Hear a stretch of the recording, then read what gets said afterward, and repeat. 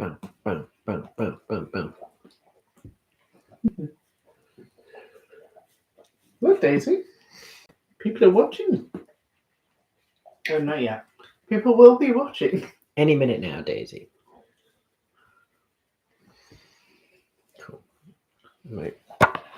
Shuffle that that way. Shuffle that. Cool. Daisy, you don't want to meet the people? Look, Daisy. People are saying hi. I don't know what she's looking for. People are saying hi. Daisy, look.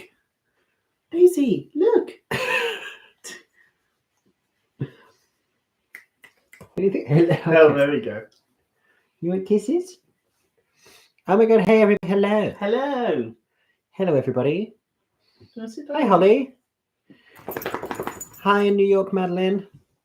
Oh, Daisy's gone. she goes. Okay. Those of you who were here for the first few minutes got the quality canine content. I'm going to pan that way. There we go. How's everybody doing? Hello. Hello, Matthew in Texas. Let us know where you're joining us from. We're not in America at the moment. We are in the UK. Oh, see. We do not. Well, we don't have a dog, but we are dog sitting. Yeah. This is my. We also don't have a hot tub. No, this is my my parents. Well, it's weird. My parents' dog, but I've grown up with Daisy, so like. It's your family dog. Yeah, it's our family dog. Yeah, we're at Aaron's family home.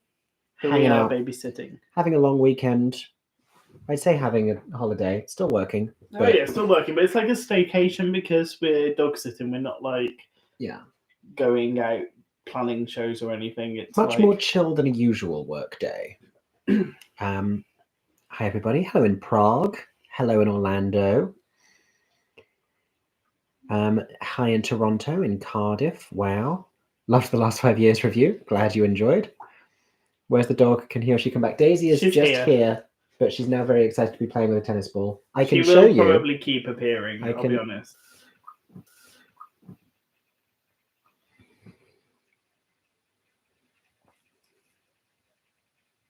Hey! We're back. We're live. We're back. Apologies. I don't know what I did. There we go. Well, I do know what I did. I tried to move the camera. Daisy's over there. I'm not going to try and show you. She will appear if she wants to appear. Yes. Yes. And we cannot compel her to. Great Let's to see send you. in the comments if you can now see and hear us again. Yeah. Did you like Smash? You will have to wait and see. Fully agreed with your last 5 years review. I never thank you. I never know when to thank people if they agree with me when I dislike something. Maybe it's like I'm glad that you agreed with me if you'd have seen it before I reviewed it. Yeah. Yeah. Glad to know you're not an outlier, but then it's sad that people feel the same and it's mutual. Yeah. I guess it's comforting to know that you're not wrong. Did you guys get to see Redwood in your trip? Yes. Yes. So we just got back from Broadway last weekend.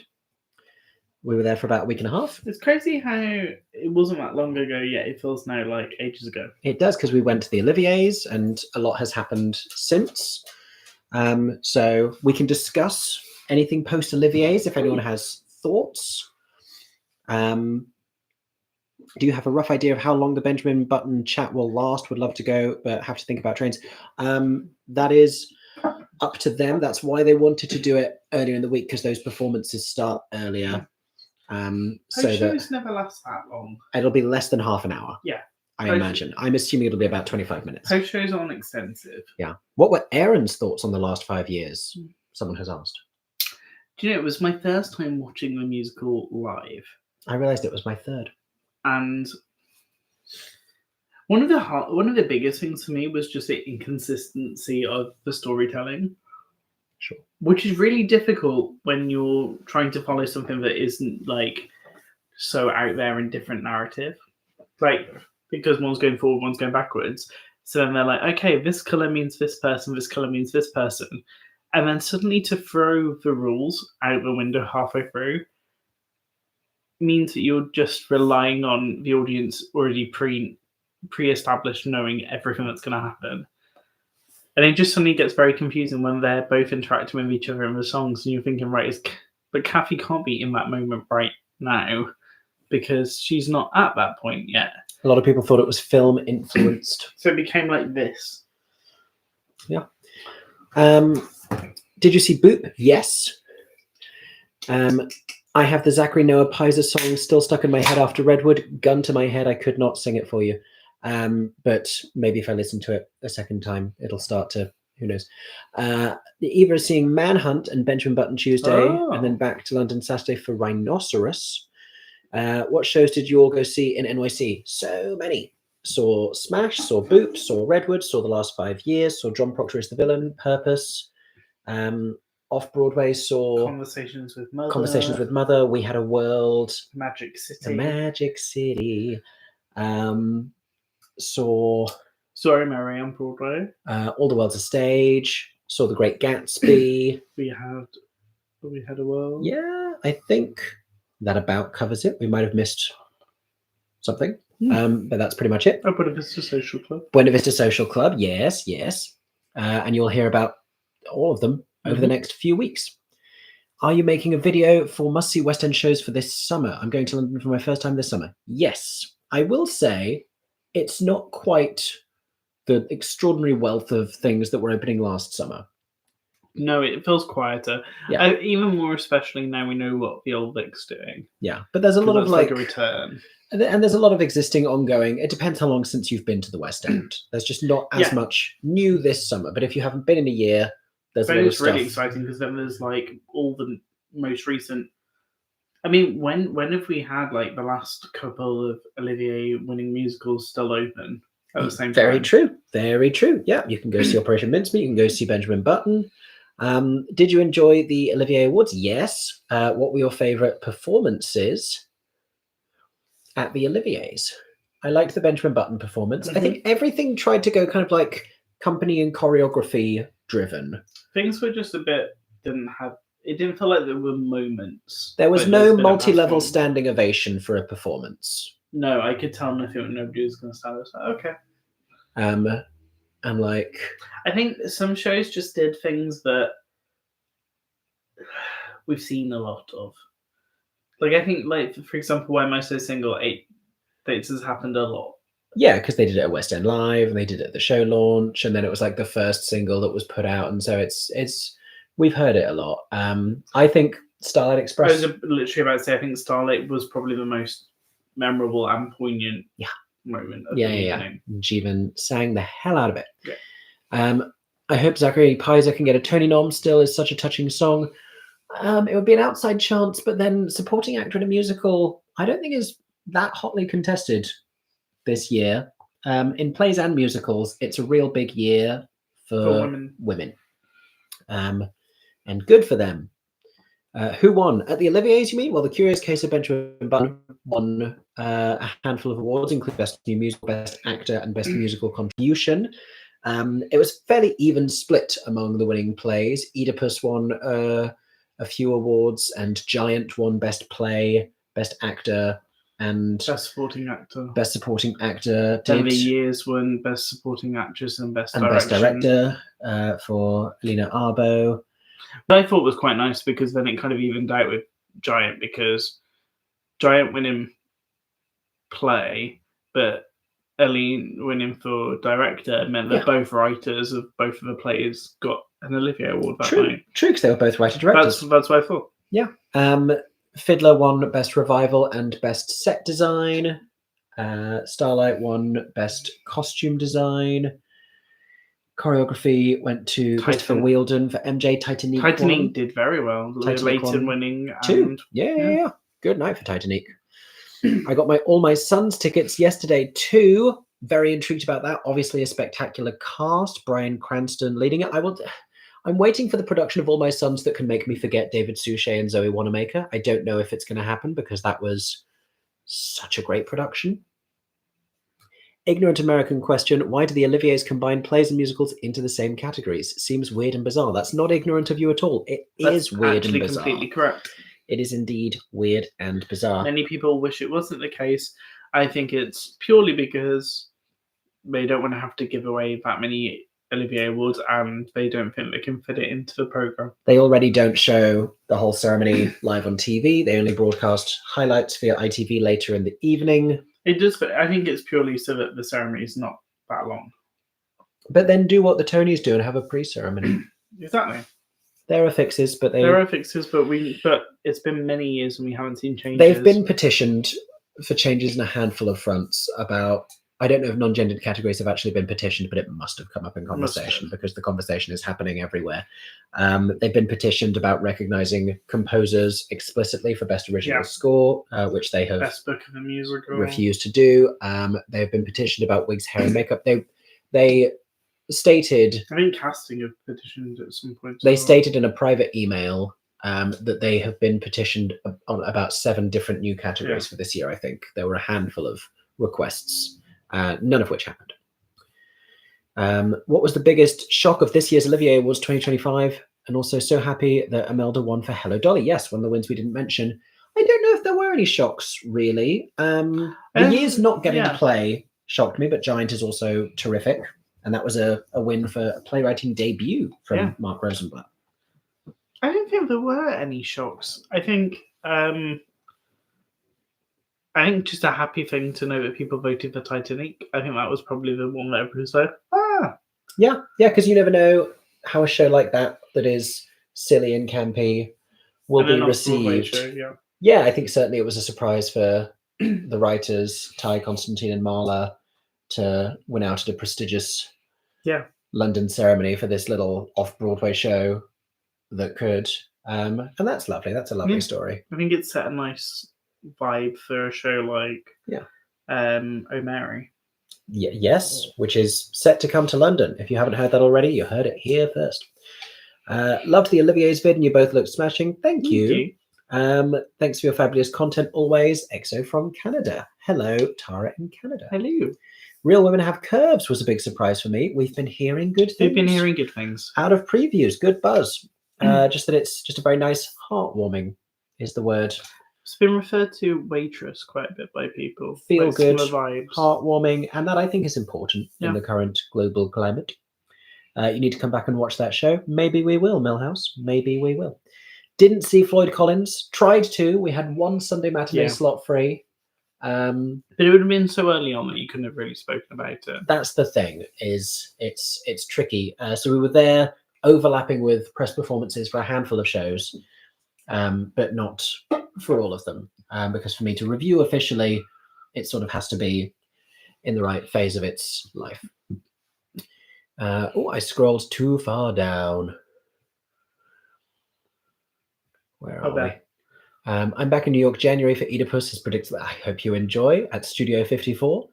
Seeing Boop next Thursday and Just in Time next Saturday. Very curious about that one. I've heard nice things as well. That it's I've heard good things. Feel good and fun. And Jonathan Groff presumably is great. How many musicals or plays have you seen in your life? Upwards of 1,000. Probably, easily, because it's like nearly 300 year on year at this point. I mean, when especially with adding grunge, I say probably more than 1,000, maybe less than 2,000, because it didn't. It used will to be less than 300. It will be less than 2,000, but it might be getting on for 2,000. I don't know. I think that's still crazy high. I don't know. There we go. How do you work out which shows to see in NYC? Well, we try and see as much as possible of the new Broadway season. I prioritize the stuff that I think you will all be interested in me talking about, as well as the stuff that the sofa, I'll explain this now in case it happens, has this an adjustable where you foot thing. Yeah. It can like recline. But I was told by Aaron's parents that he spilled a carbonated beverage on it as a child, and now it just sort of does it like a ghost. So if we start to panic and move, that's what's happening. Yeah, this is a fun live. This one side just likes to move by itself. The thing is, as well with New York, is we always seem to end up seeing shows that we didn't plan to see. Yeah. Like this trip. The Magic City wasn't part of our plans, because often some things we'll end up planning with our American friends once we're there. So we Ashley suggested it, so then the four of us went to see it together. Yes. And Yes. I'm so glad we did, because it was one of our favourite things that we saw in New York that trip. John Proctor was a last-minute addition as well. We didn't think we were going to get to see John Proctor on this trip, and then we did. Yeah. Conversations with Mother was also kind of a... It was. That was an impromptu rush that we did. I think there's kind of... You'll plan out the main shows that you kind of need to see. And then it'll become a case of also... Filling in the gaps. Yeah, what's doing matinees. Yes. On the days that you don't normally get a matinee to try and make a 2-show day. Yeah, sorry, I'm just telling Instagram that we are live so more people can join us. Is Beyond the Sea open in NYC yet? You mean it's called Just in Time? You mean the Bobby Darin musical? Yeah, it's called Just in Time. It's in previews. It's not yet open in the opening night review sense. And then Queen of Versailles is later. It's in the fall. It's in the autumn. Yeah. Because it's after Sunset Boulevard. Yes. Which finishes in July. Second week of July. Yeah. We've talked about this. Planning to see Starlight Express in June before the current cast leave. Looking forward to your show tomorrow, Mickey Online. It's not tomorrow. It is next weekend. It's the 20th. Don't look at me like that's a question mark. It is. It is the 20th. Can you imagine? I know. I'm doing a show at the Phoenix Arts Club. MickeyJoTheatre Live is back on Sunday, the 20th of April, Easter Sunday. So it is, what day is tomorrow? Tomorrow's Saturday. Yeah. It's a week Sunday. It's on the 20th. And you can live stream it from anywhere around the world. So if you're hearing this and thinking, oh no, I would love to see Mickey Jo's show, but I'm in Canada, you can still watch from Canada. Do not worry. And I will be chatting to Louis Cornet, who was recently seen touring in The History Boys and starring as SpongeBob in the SpongeBob musical. I'll also be chatting to Ali Daniel, who was part of, the original West End cast of Hadestown, when Hadestown returned to the West End as one of the fates. She's still in it? Continues to be in the show, will be part of the Pro Shot, currently playing one of the fates and understudying Hermes. And also I'll be chatting to Fabian Aloise, the choreographer behind Much Ado About Nothing, Sunset Boulevard, the upcoming revival of Evita. Very good. You can tell we worked on a press release. And so, yeah, lots to look forward to. And also maybe some Easter surprises. Don't do that. Carrying on. No, stop it now. That's too much. Okay. You can answer a question. I'm surprised they could keep carrying on with that after knowing what you were saying. Let's have a look. We were here. Yeah. Steve says, no chat question, just a huge thank you for the smart, funny reviews. Thank you, that's very nice. Megan put 2 weeks until my NYC trip. Suddenly feels like time has sped up. Always feels the case. Have so much fun.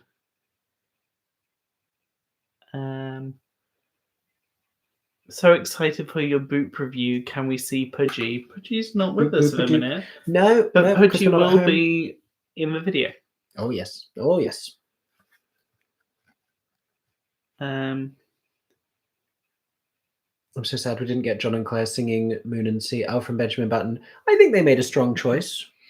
I think they did. I think for people that don't know the show, I think that's a show where that was a nice one actually, because it gave context. Yeah. With the two of them walking in and like setting the fact that it was a love story. Yeah. And like I'd thought before, I was like, oh, that'd be a good song for them to do, because it is at a moment of romance and gives that vibe. Yep. But I feel like now that it's won, hopefully we'll get to see them do more. Yeah. Chicago Shakespeare just announced its next season, and the British productions of Brokeback Mountain, Hamlet, and Paranormal Activity are all coming over. Oh, see, I saw about Brokeback Mountain and Paranormal Activity, but I hadn't seen about Hamlet. No. I wish the kids and Oliver got to perform at the Oliviers. Well, they did get to perform at the Royal Variety performance, where Oliver had a big section. Yeah, and I think this is similar with Titanic. Like the week before, Titanic had done big night musicals and comic relief, and so I think that some shows had decided we've done this, so we don't need to do. And invariably, I mean, it's sort of more fair, because even if kids from Oliver had performed, it wouldn't have been all of them. It would have been Yeah, the just ones one that were set. chosen, which is kind of harsher. Any pre-Tony Awards nominations? Thoughts? I feel like maybe Happy Ending has made everybody very happy. I can't believe I'm thrilled that we're where we are with maybe Happy Ending. And it feels because like it's no front runner. I was nervous about it just staying open back in its first few weeks. And now it does. It feels like one of the most confident for a Best New Musical nomination in a season where, as Brian said earlier, and I agree, there's a lot of shows that would be nominated any other season that won't be because it's so competitive in the world of new musicals. The other one that's so competitive is supporting actresses in a play. You've got a whole cast of English, which has 4 great options for that category now. You have Eureka Day. You have 2 really strong performances in Purpose. In Purpose, you have John Proctor as the villain, not yet ruled on leading supporting. Hills of California. So many terrific. John Proctor is the villain, if you. Yeah. So yeah, did you see Samantha Barks at the Palladium? It was phenomenal. Didn't get a chance to, but I'm sure she was. She always is. Very intrigued to see what show Samantha Barks pops up in next. Yeah. Is that a Sally Bowles we could see at some point at the Kit Kat Club? She's played the role before. Will she do this very different production? Is it a Disney musical? Is it another Disney musical? Is it, it feels inevitable that she'll be Elphaba at some point. I kind of feel like it also feels inevitable that she'll be Fontaine at some point. So she's I forgot she hadn't already. I was about to say that, and I was like, she already has. No, she hasn't. No. That's Lucy Jones has done that. Carrie has done that. And to see the film Eponine become Fontaine. Yeah. I cannot believe that Fiddler on the Roof has won the Olivier Award for Best Revival Musical in the past 5 years. You mean twice in the past 5 years? Yeah, it has. They were both beautiful productions, Daniel Fiennes and Trevor Nunn's. And it's a nice, because when Fiddler was announced for Regent's Park, we were sort of saying, like, we just had a lovely Fiddler on the Roof. It's a nice reminder that you can have another one. And also, I say let's not move, because the Olivier's didn't exist when Fiddler arrived. Oh, true. So Fiddler never could have got a new musical. So let it revel in the fact that it's getting its revivals. Yeah. Featured actor is Jack Malone's Toulouse. I dare to dream that is true. Yes, I don't think of any of the shows that I've seen so far, and we've seen almost all of the musicals from this season, barring Floyd Collins, Just in Time, Real Women Have Curves, Dead Outlaw, which hasn't started performances yet. That's the one that I feel like has people in. But those aside, I do think that Jack seems to. Do you want me to adjust the camera to you? No, it's fine. I hope that Jack gets bare minimum nomination, and I dare to dream that it is Jack's to lose as well. I think leading actor in a musical is competitive too. Darren Criss, Jonathan Groff, Jeremy Jordan, etc. Yes, and there is also. There's people that might not even turn up in there, but at the start of the season, people were so confident about, like, from Swept Away. Yes. I thought if I kept saying yes, that his name would come to me. John Gallagher Jr. John Gallagher Jr. Thank you, American Idiot. See, I still hope John Gallagher Jr. gets one. You'd think so, but I just don't think. Well, you'd think that James Monroe Alcohol would, but yeah. Oh my gosh. Yeah. I mean, it is a quieter year for leading actors in a musical. I think it's more a case of, like, will people forget about the shows that are closed? Now we're closer to it. That's more my question, because I'd say both of them kind of should. I don't think get noms, but I don't know if they'll remember them. I don't think Nick Jonas gets one. I don't think Christian Borle gets one. I don't know how Smash rules. I don't imagine Brooks Ashmanskas will be considered leading. You know what? I just had to spend a second to go, what was Christian in this season? And then I remembered. Tammy Faye. But Matey Boy from Dead Outlaw. Help me, from Shucked. Andrew Durant. Thank you. Was he supporting? No, I believe he's leading. I believe he is leading. Yeah, there's one in leading and there's one in supporting that both did really well. Yeah. Oh, it's happening. It's happening. The footstool is extending. Oh, this is weird. Is it going to go straight back or is it going to stay? It's currently staying. mind of its own, I'm telling you. This sofa is possessed by a ghost. Moving down, Tom Francis, Yeah. who might be the front runner, and we just forgot about him. So sorry to that man. Although I hope Darren Criss gets one, because going back, we both said this, going back and watching him again, and You really realise appreciate it. just how like detailed. The physicality, the comedy, the heartbreak. I've never sat that close at Maybe Happy Ending. We saw it for a third time recently. I've never sat that close. And there's a particular line he says at the end that just broke me irrevocably. And now I'm broke. Oh, I pressed it this time. It's going back. Because you can kind of find the buttons. Although actually, that was nicest. I was gonna say it was probably better. Would you give Smash Critics' Choice like New York Times did? You're gonna have to wait and see. I would love to tell you, but it's gonna be more fun if I just drop it and you find out what I think. Oh my god, hey, theatre kid Archie. What show do you want to transfer to the West End from Broadway? Ooh, Death Becomes Her. There you go. That show will work so well here. I think that's an easy transfer. Maybe Happy Ending is another one. It could come over to the commercial West End with Darren Criss. Yes. And maybe like if it was a completely new cast, like Ashley Park and a British. It would be nice to have two British leads. Yeah. But then I think as an unknown title, as a completely original show, it would struggle in the commercial West End. So maybe somewhere like The Young Vic. That's where I was thinking. Yeah. Yeah. Will the years be extended now that Romola won the Olivier? Same with Titanic. Titanic is open-ended. Titanic's extended through to like March or later 2026. So yeah, it's fine. The Harold Pinter, I think, probably has another tenant lined up. I forget what it is. The years, I imagine, I'd expect... No, the years has already announced its follow-up. Uh-huh. It is... it's doing a really short run. They're probably telling us at the bottom of this. It's a tour. It's a touring production that's coming in. Is it A Man for All Seasons? Yes. It's coming in, but it's doing like 1 month only, and then... The years, I think, will go stateside. 100%. Whether it will go to Broadway or off Broadway, there's an interesting trend recently with some of the most acclaimed British plays, new or revival, going off Broadway. Andrew Scott with Vanya, Streetcar. There is, but I don't think I've seen Sonia go off Broadway. No, sure, but The Doctor. Oh, true. I could see the years though going.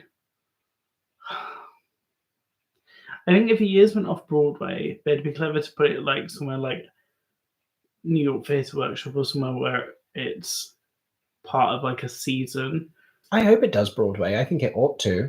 But I think it could just go to Broadway because I think it should. It's 5 women. Oedipus is. I think Oedipus, Giant, Kyoto, The Years. I'm expecting all of them to announce some sort of New York presence because there's no reason that they couldn't or shouldn't.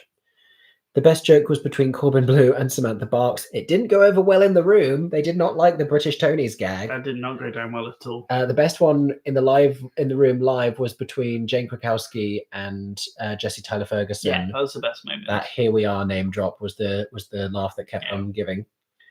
I learnt the other day John Tiffany was the first person to compete with themselves in the same category for Best Director in 2016. What a fun fact that is. There you go. That wouldn't have been the year of Once.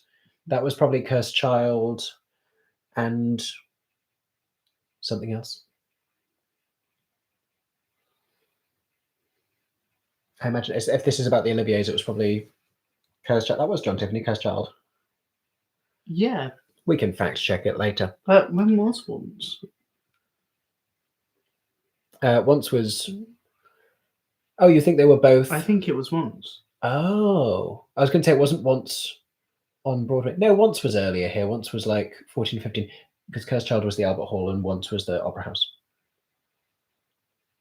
Once was like the same year as Mormon, I think. I believe that's what I'm remembering anyway. Hello, Veronica. Hope you enjoyed the ceremony. Quick question. What was the atmosphere like during Why Am I So Single performance? From the live stream, it didn't look like they got much love. I don't think a lot of people got what was like fully got into it, but also the sound in the Albert Hall is not that loud, so like It's configured for the TV recording. So like it wasn't like a big loud booming like big noise. It's actually quite quiet. Yeah, they're doing it for the cameras. And also the way that it was introduced with Bev saying the first line of dialogue and then Joe Foster had to pick up the second, but the music had already started, so Joe had to get through it really quickly and then start doing it. And it was a cut of the song and it's dance at the same time. So and I feel like it's also a song where I don't think it's a song for that audience to impress them. I think if they'd have done Disco Ball or if they'd have done even Just in Case, I think it would have come up. I think in that type of space it would have done better. Yeah, I think that's the thing. That song didn't really work to get the audience involved. It felt like people very new to the show. Yeah. It didn't feel like, oh my gosh, they're doing this because we've seen it so often. Yeah, I think there were a few shows, it wasn't just them, that made interesting song choices that weren't necessarily it's kind of the most slam dunk. Like MJ went down well, but that also felt like it was being done more for the TV than for the audience. I mean, that was really great when MJ comes in with the bow, bow, bow, bow, bow, bow, bow, bow. But even then, again, nothing got a full multi-level standing ovation. It wasn't show-stopping. It was cool what they did. Yeah. It wasn't show-stopping. Carrying on. Ooh, West End sold 17 million tickets last year, so why doesn't the Oliviers get a full TV show? A great question. A great question, Andrew. And yet they get streamed internationally live.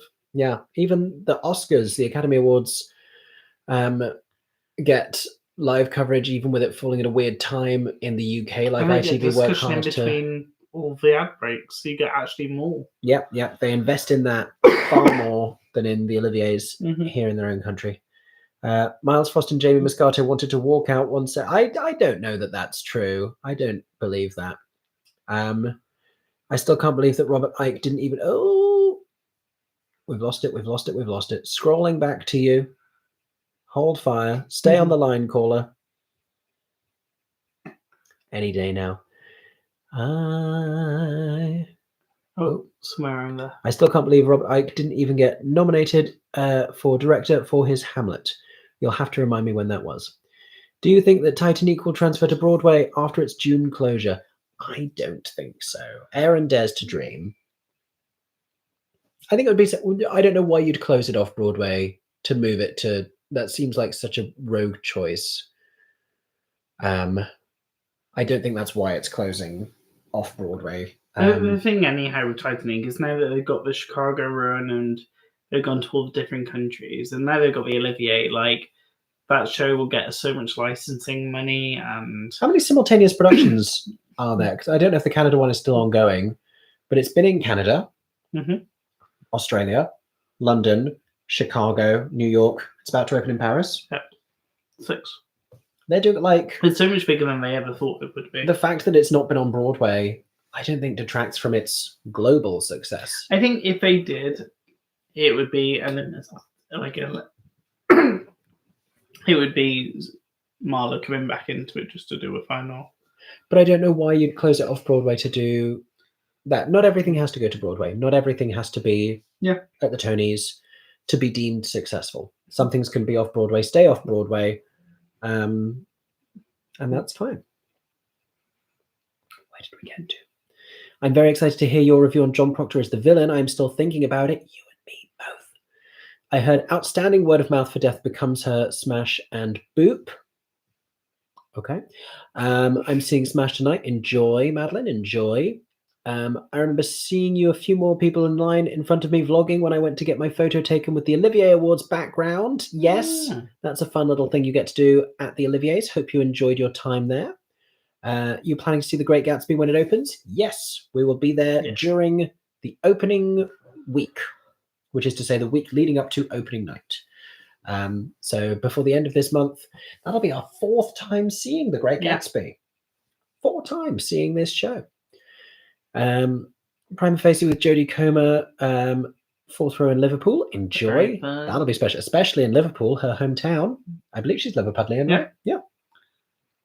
I've already seen Oedipus. I'm just taking my friend to see it as she won't go without me. Fine. Hi from NYC. Hi, Jane. Hello. Where did you get that? Where did you hear that O'Mary is coming to the West End? I can't tell you, but I have it on very good authority.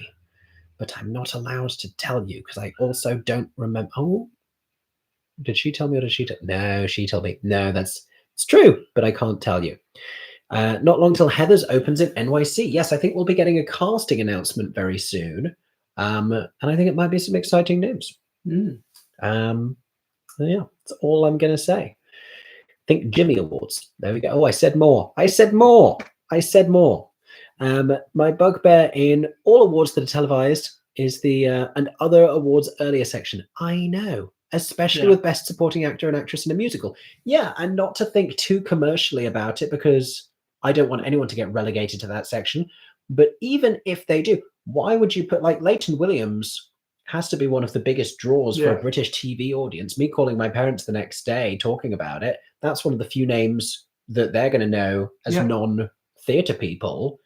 Leighton Williams is known to the country. Strictly Come Dancing and Bad Education and all sorts of things. So a really bizarre choice on multiple fronts. And a shame.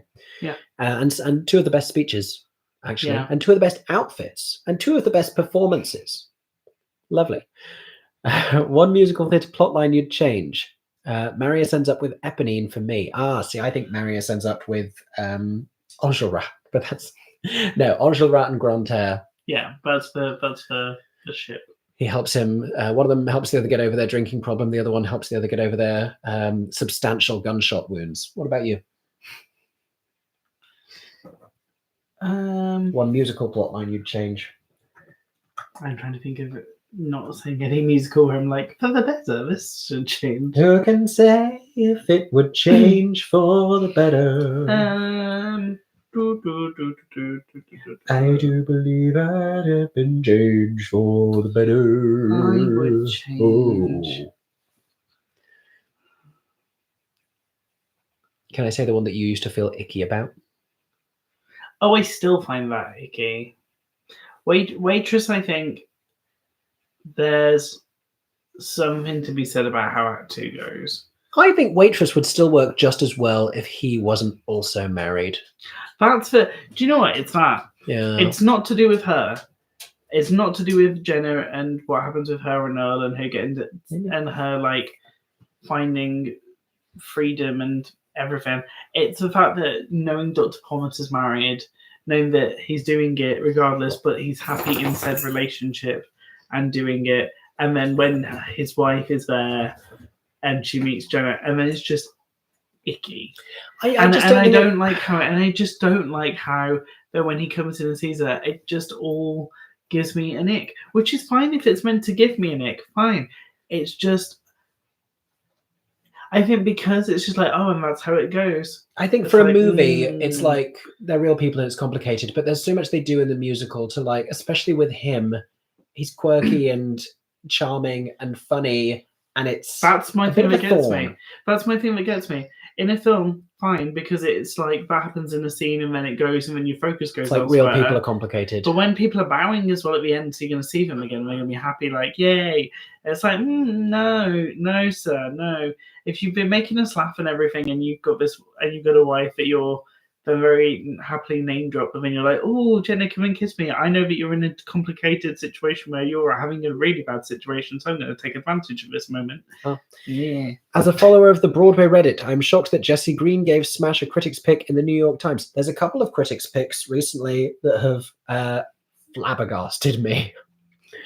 But you'll have to wait to hear my thoughts on everything else on Broadway. I promise you, over the next 2 weeks, I'm going to be so focused on trying to get out as many of these Broadway reviews as possible. Get ready for daily review drops from me next week.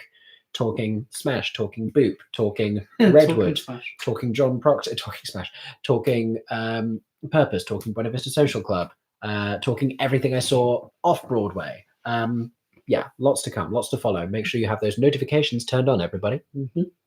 As a German follower, I loved your review for Starlight in, I'm going to say it's right, knackered it. We knackered it, lads. For Starlight in Germany, vielen Dank. Glad that you enjoyed. Maybe more on that to come.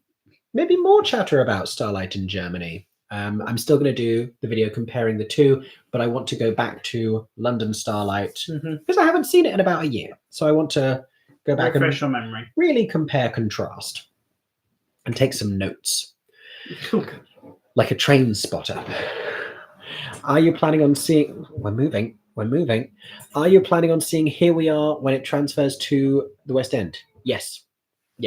I'm not confirmed yet, but I'm this close. You need to give it a second chance. But I do. You know what now it that is. I know what it is, that's the thing. I've never officially reviewed it.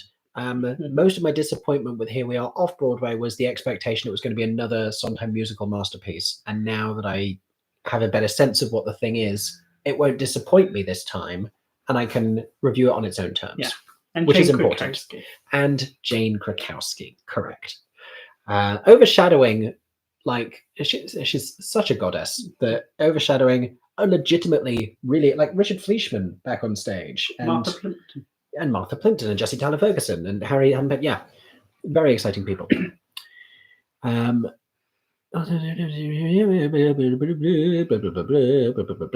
down. Will the Lord of the Rings come to the West End? I mean, the production that's currently touring around the world is not really built for the West End. Yeah. So not this production. Well, I don't know though, because the production is different in Plymouth. The production that's not the one we saw is very different. I mean, it could. You know, I think if the ambassadors were free, I wonder if that would be more of a consideration. Yeah. Don't know. I think they're enjoying this model of now doing like an international tour. Within the next few decades, now that its reputation has been a bit rehabilitated, now that it's back on the cards, I think it could. Did you guys laugh out loud at Smash? I laughed so hard that my throat was sore. Best joke was swallowing. Meghan Kane as the stage manager, and Brooke saying, "Leave before they fire you." Hilarious, hysterical. Any plans to tour Mickey Jo live? Oh, glad to hear it's recorded, but would love to see you up north. Maybe the Lowry. Love your content. I mean, we love the Lowry. If there was interest to, then sure, I'm open to it. We like traveling around. We can do a little tour, little mini tour of Mickey. Listen, Ian McKellen's done it. He's just slightly higher profile than I. Does Syrian? We can do like a little meet and greet tour. A meet and greet tour would be very cute. I never know. I don't know how many people would come to a MickeyJoTheatre live in Salford or in Manchester, because I mean, we're just trying to get people to come to the London one, and you know, it's one thing knowing that there'll always be people who want to watch online, but getting people to get stuff in person and getting people to go to like cabaret shows in person, industry wide. A lot of other people who produce cabaret style events have been very open about the fact that it's a challenging market at the moment, and that's not necessarily anyone's fault. Like, cost of living is high, ticket prices, travel, accommodation. I do Sunday night shows. That's often a challenge in terms of getting back afterwards.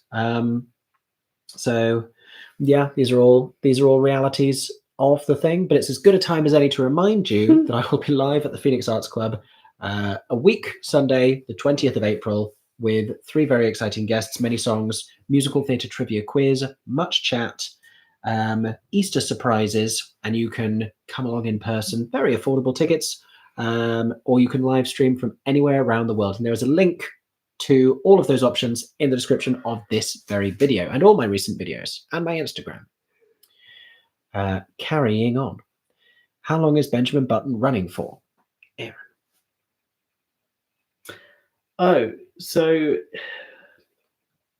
I believe it's now running through summer, but they have been adding performance weeks through every Monday. They add new weeks, so you kind of keep an eye. It might be soon that they announce a proper extension into 2026, but they previously had said that they weren't doing like announcing extension editions, and then I think they announced the bigger chunk. Yeah, they did more of a, and they got that best new musical win. This is the thing. I think I wouldn't have been surprised if they were waiting to find out if they'd won or not.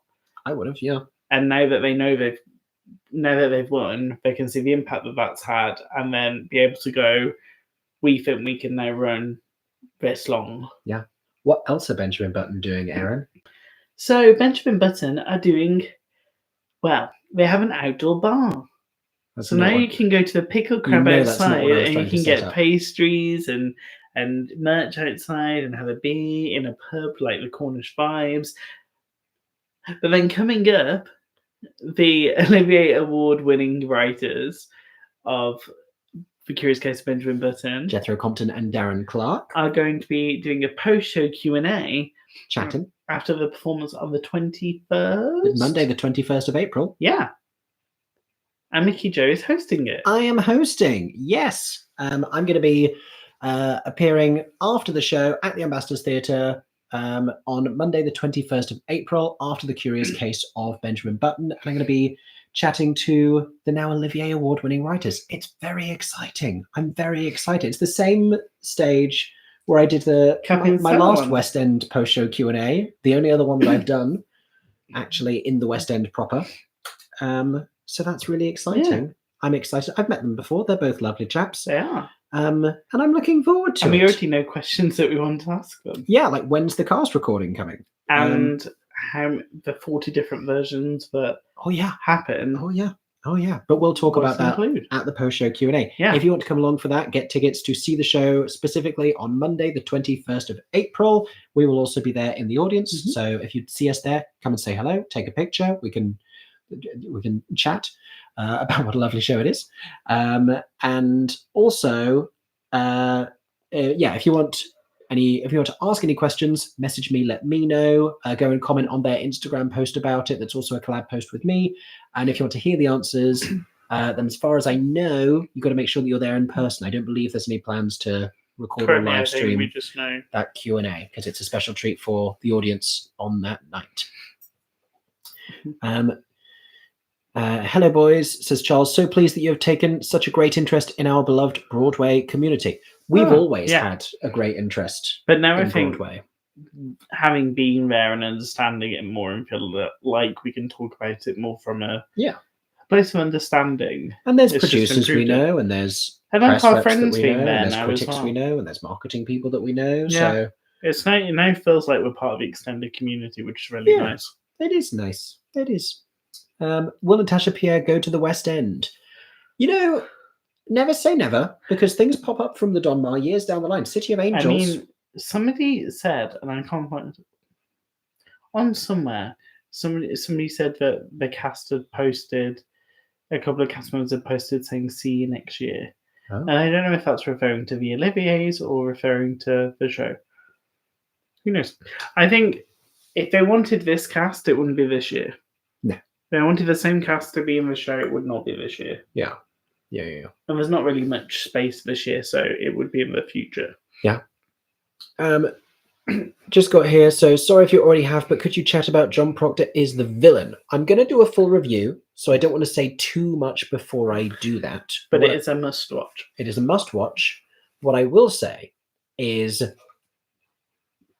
I could honestly get emotional about the reality of a piece of theatre that centers the young adult / teen perspective so authentically, meaningfully, bless you, and substantially, and allows them to be fully realized young individuals in a way that also creates a compelling piece of theatre for young audiences that gets young people excited about the theatre. So much in the days leading up to seeing it, we were seeing excited young people at the stage door, but also just running down the street, not just like to meet Sadie Sink from Stranger Things. No, it's for full cast, and when you see the show, you fully understand why it's for the full audience cast. In the room is so excited, and you can feel that shows on Broadway getting young audiences excited, actually caring about the next generation, doing a whole school's performance. It's also perfect to watch that if you're then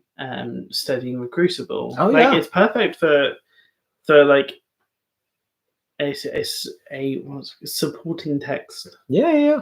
and Yes. actually helping people understand the Crucible and what it meant. I think so. And to one also, audience. oh my God, it's a piece of, I'm just reviewing it now, but it's a piece of theatre that you'd all love it, because if you like what I do, it's a piece of theatre that just showcases people responding to a play, analysing it, talking about, like, having conversations inspired by it. This also explains why our friend Grace Walker loves it so much. All of our friends, because we all love talking about theatre, and that's what It is. it's so cool. Yeah. It's so cool. And what's the last piece of theatre that was getting young people this involved and this energized? Probably Romeo and Juliet. Probably Romeo and Juliet. That's the kind of theatre we need to be making. There you go.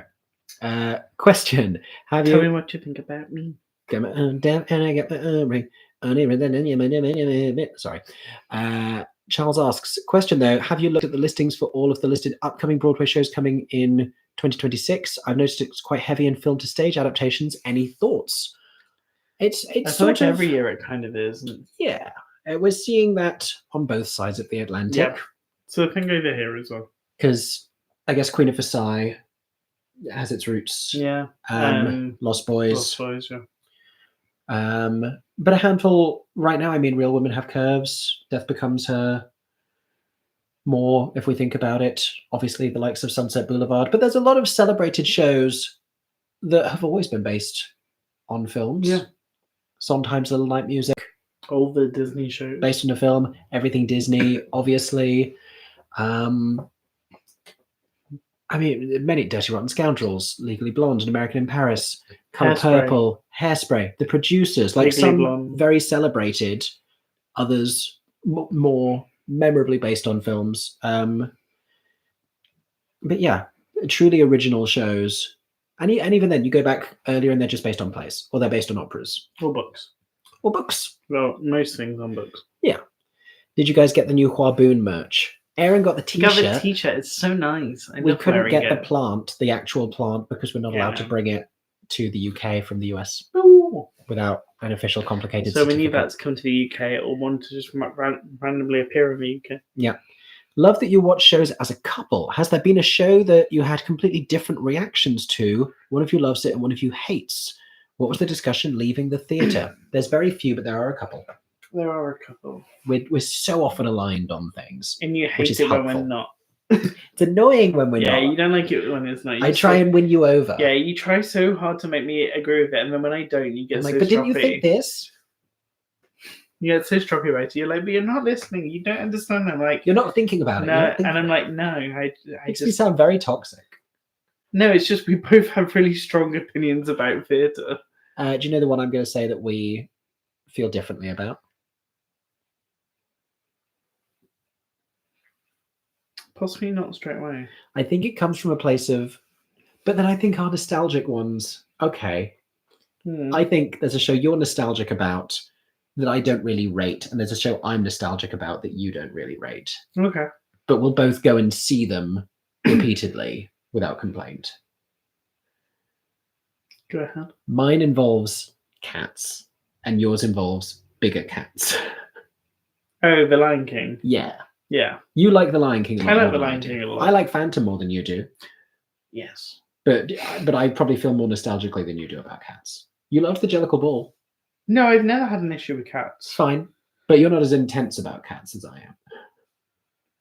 Not as intense, but I've never had an issue with cats. Fine. Phantom's probably a better Phantom's example. my better example. Where Okay. with Phantom, I've grown to appreciate what it is more. As a guilty pleasure?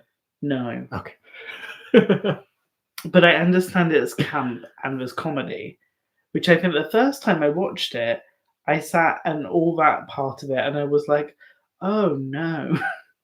I was like, this is not the musical that I had thought it was. Diana? No, so Pretty girl in a pretty dress.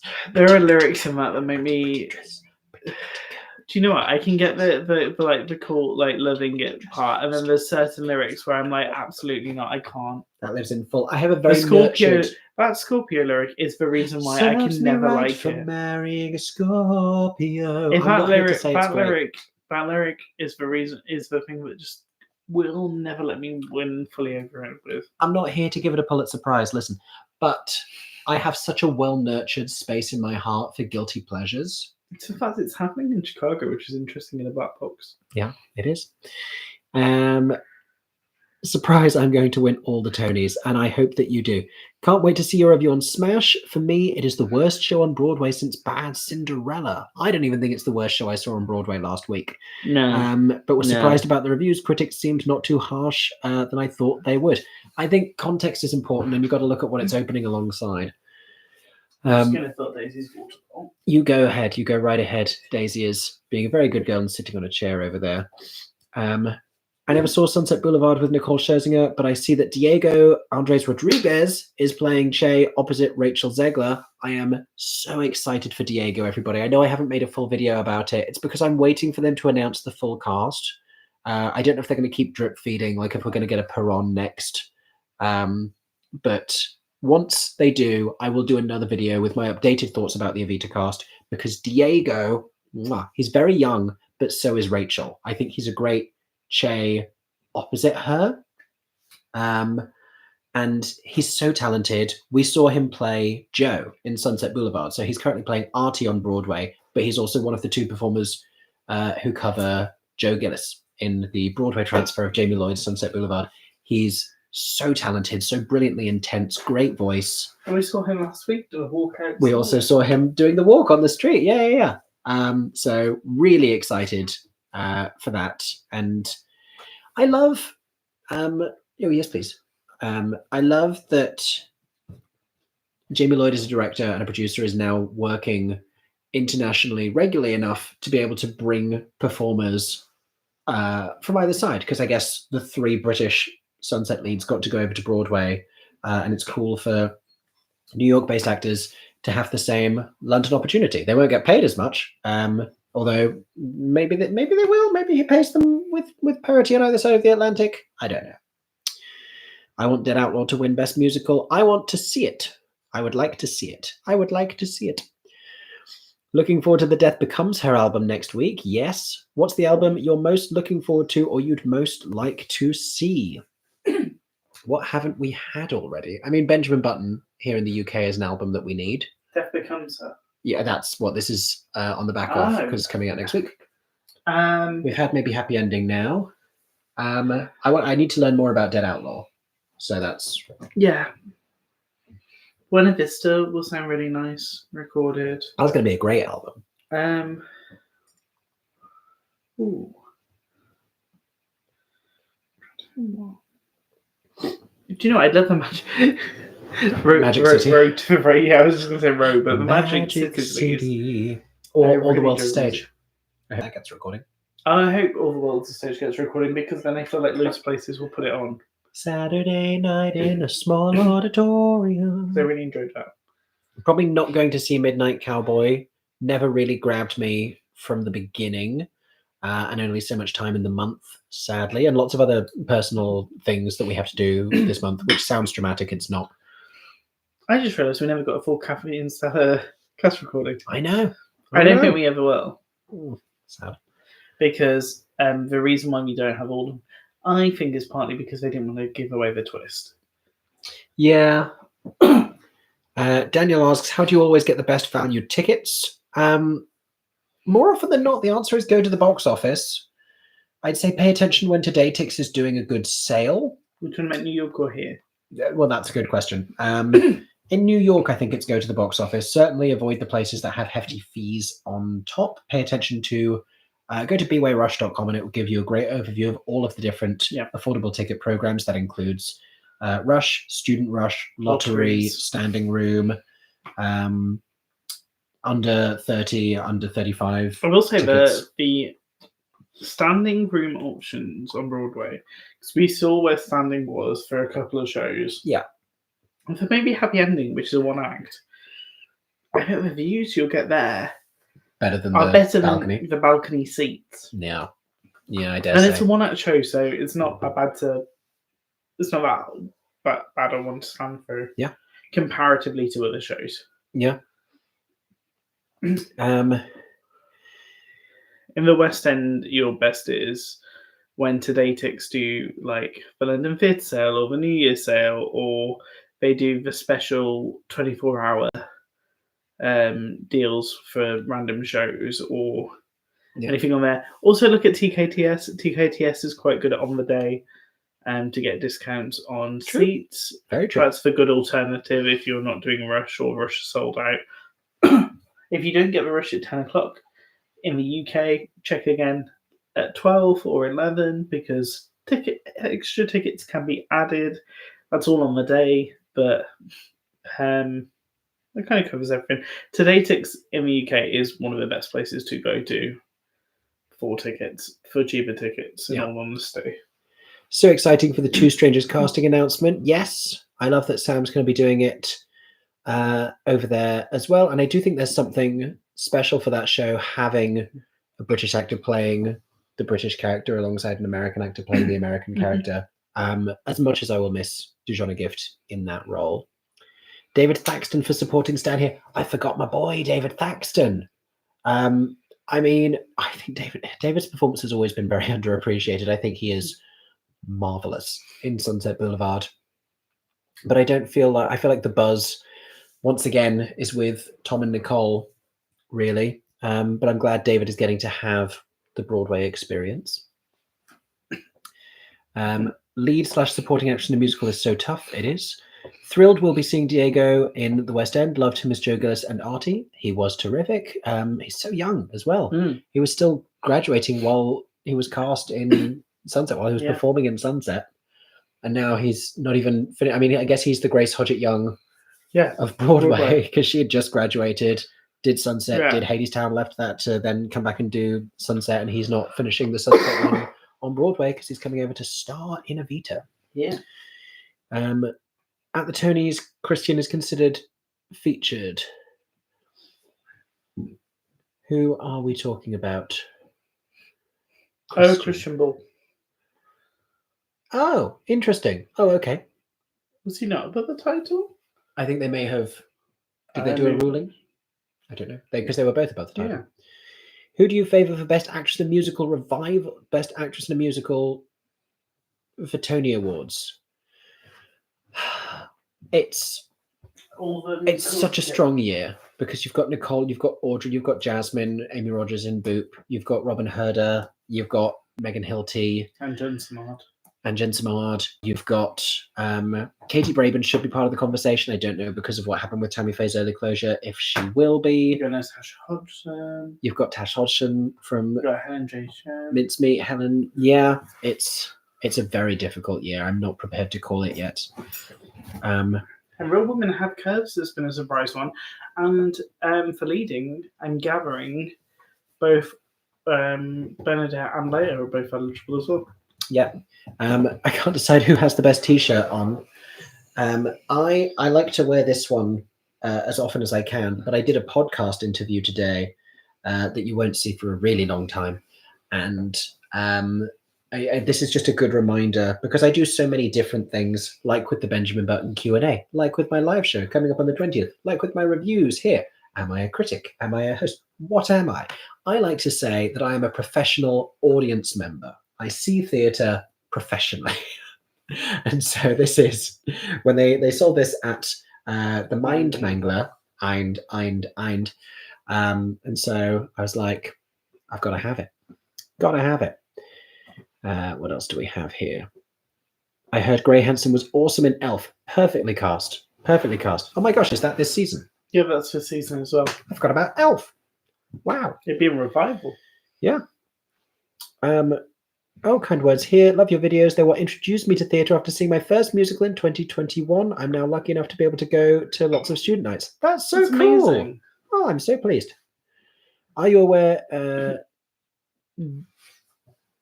Jeevan rants in character to audience members in the scene where Mama says she's entering the race? Last time I saw it, I was that audience member, what seat do I have to sit in to have that experience? Because That's that sounds fun.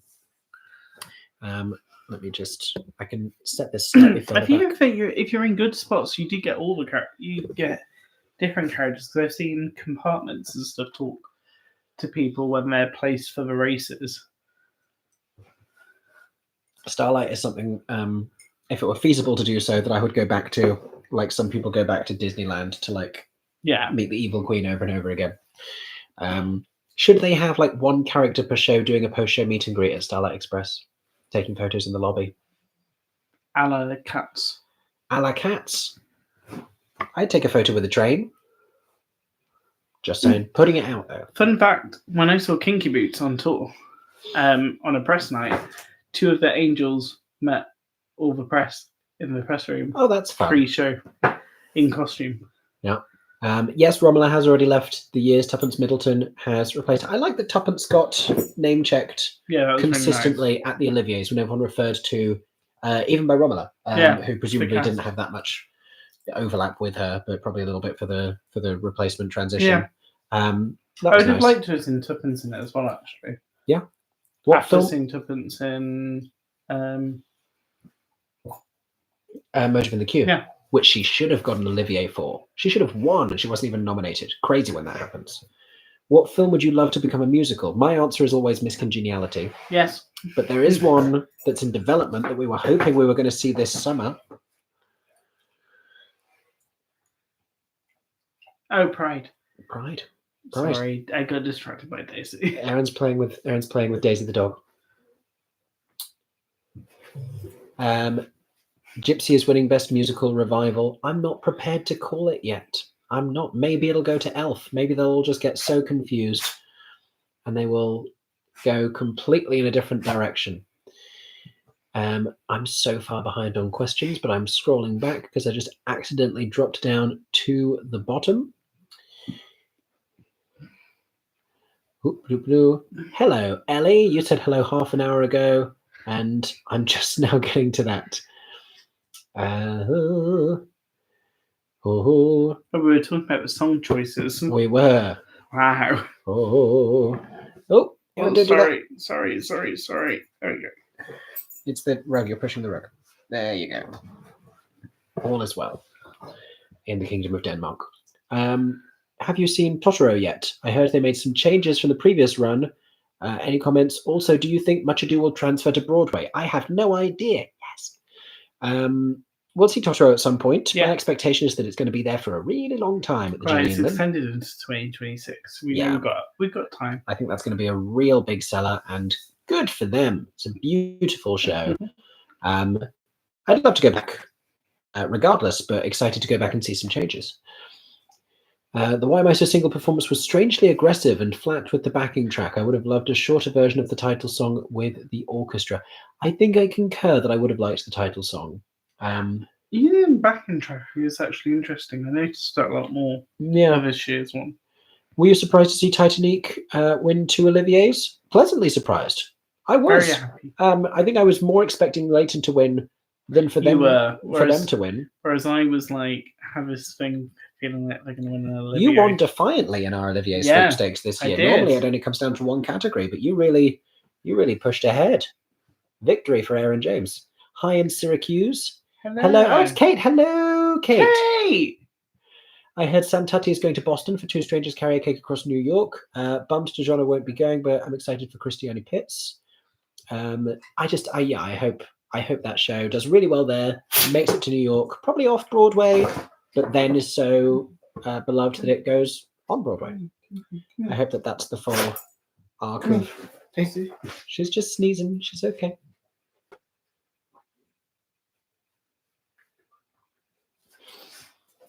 I feel they missed an opportunity to do See You Never, which is easily a hit with most audiences. That would have been a big hit. Just doesn't include Joe Foster. I think the way the Tonys would have handled a situation like that would probably have been to have Joe Foster introduce See You Never sort of in character. They've done that before with when Jefferson Mays introduced A Gentleman's Guide for Love and Murder. A Gentleman's Guide to Love and Murder. The people online who are shocked that Smash got good reviews are the same people who love Sunset Boulevard and Jasmine Amy Rogers. These people will be seriously disappointed come Tony time. In your opinion, did anyone watch The Good Wife? And remember when Anna Gasteyer was a judge on The Good Wife and she made everyone say, in your opinion, at the end of all of their remarks? Philip, in your opinion. I'm visiting London and I'm so jet lagged, but when I saw you go live, couldn't miss it. I hope you have a lovely trip if you are still awake. Jimmy Awards alums in Heathers. Could we see a Casey Likes JD? There's so many Jimmy Awards alums working in New York that me saying that wasn't even really a big clue. But that is not what I was implying. I'm glad for Leighton. He has come so far as Billy Elliot. I want Tobias and Esme to come to Broadway. Do you know if you're doing a Mickey Jo live in June? Stay so tuned. Stay really, really tuned for imminent news on that front. Going to see an amateur production of Everybody's Talking About Jamie in Henley-on-Thames next Saturday. That's interesting. That's fun. Have you seen the 6th The Musical Pro Shot yet? Not yet. Not yet. We were out of the country when they were doing a premiere event, which I think I was invited to. I can't remember. And we haven't really had the chance to go and see it in the cinema since, because we're currently dog sitting. We joked about taking shifts to go and see it because it's not that long, but I don't even know. I don't know if it's still, I assume it's still playing in cinemas. I've not looked into it because we knew that we wouldn't really have the chance. But people will have to let me know how it is and what it's like. There's no way Audra loses the Tony Award. She's got it locked. Nicole never had a chance.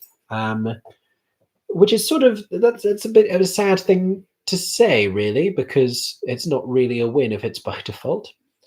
Are you going to see the Top Hat UK tour?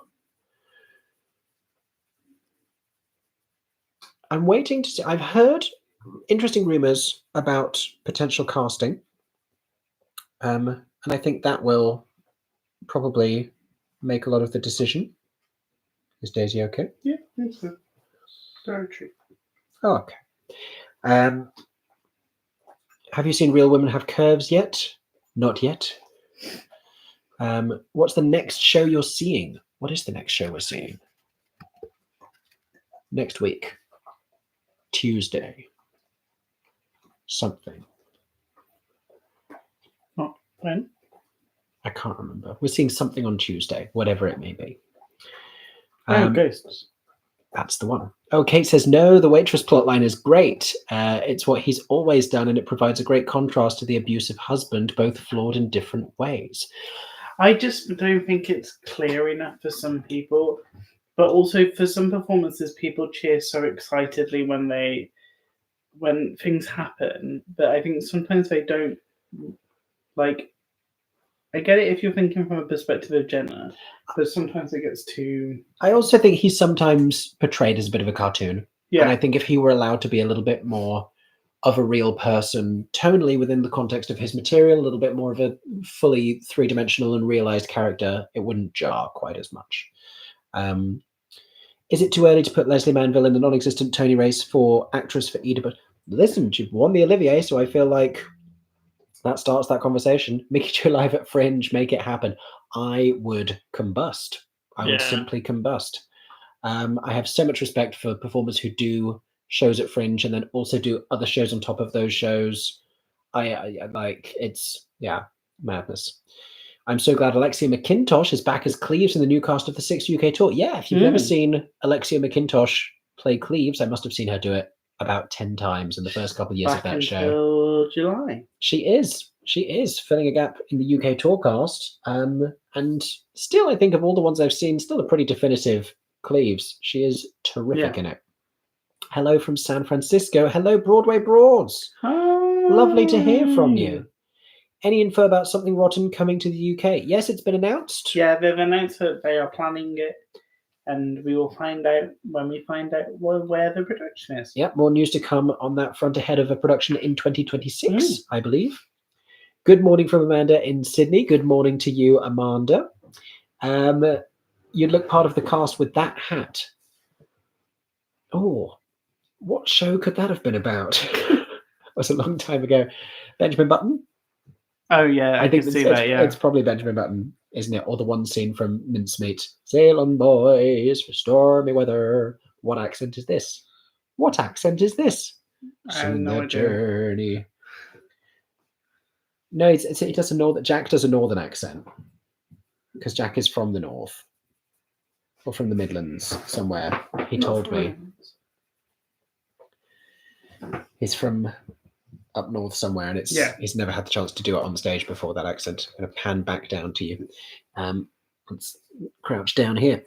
Philippa Sue was in Off-Broadway Comet of 1812. Then Lynn saw her and wanted her as Eliza. Yes, true story. Deep Cut, do you think Big Fish would work in the West End? I don't know Big Fish. Do you know Big Fish? Vaguely. All I know from Big Fish is this. Our friend Sean is the expert. This is Big Fish to me, because it's the first dance move of Big Fish, Little Fish, Cardboard Box. Big Fish, Little Fish, Cardboard Box. So this is Big Fish, in my mind. That's a terrible joke. Maybe someone's laughing on the other side of the camera. Do you think the concert staging of Hunchback will get someone to mount an official UK staging of Hunchback? You got to convince Disney, and Disney don't need to do anything they don't want to do. I hope so. I think it's a good idea. And I hope the concert's a huge success. It's already sold really well. I hope it's cast terrifically, and I have a lot of faith in its producer. So I hope so, but we will have to see how it goes.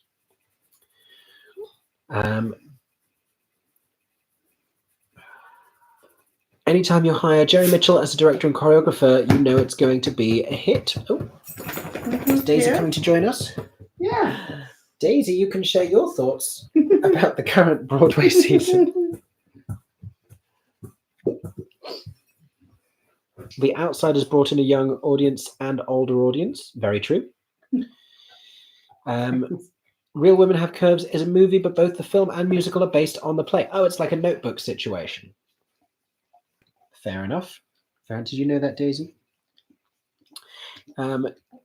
Here we are comes to mind. MJ didn't like it. Aaron did. I liked it more than you did. You did. But I think I went in knowing how little music there was in that too. And I also don't think you liked it more than me. I think you just hated it less.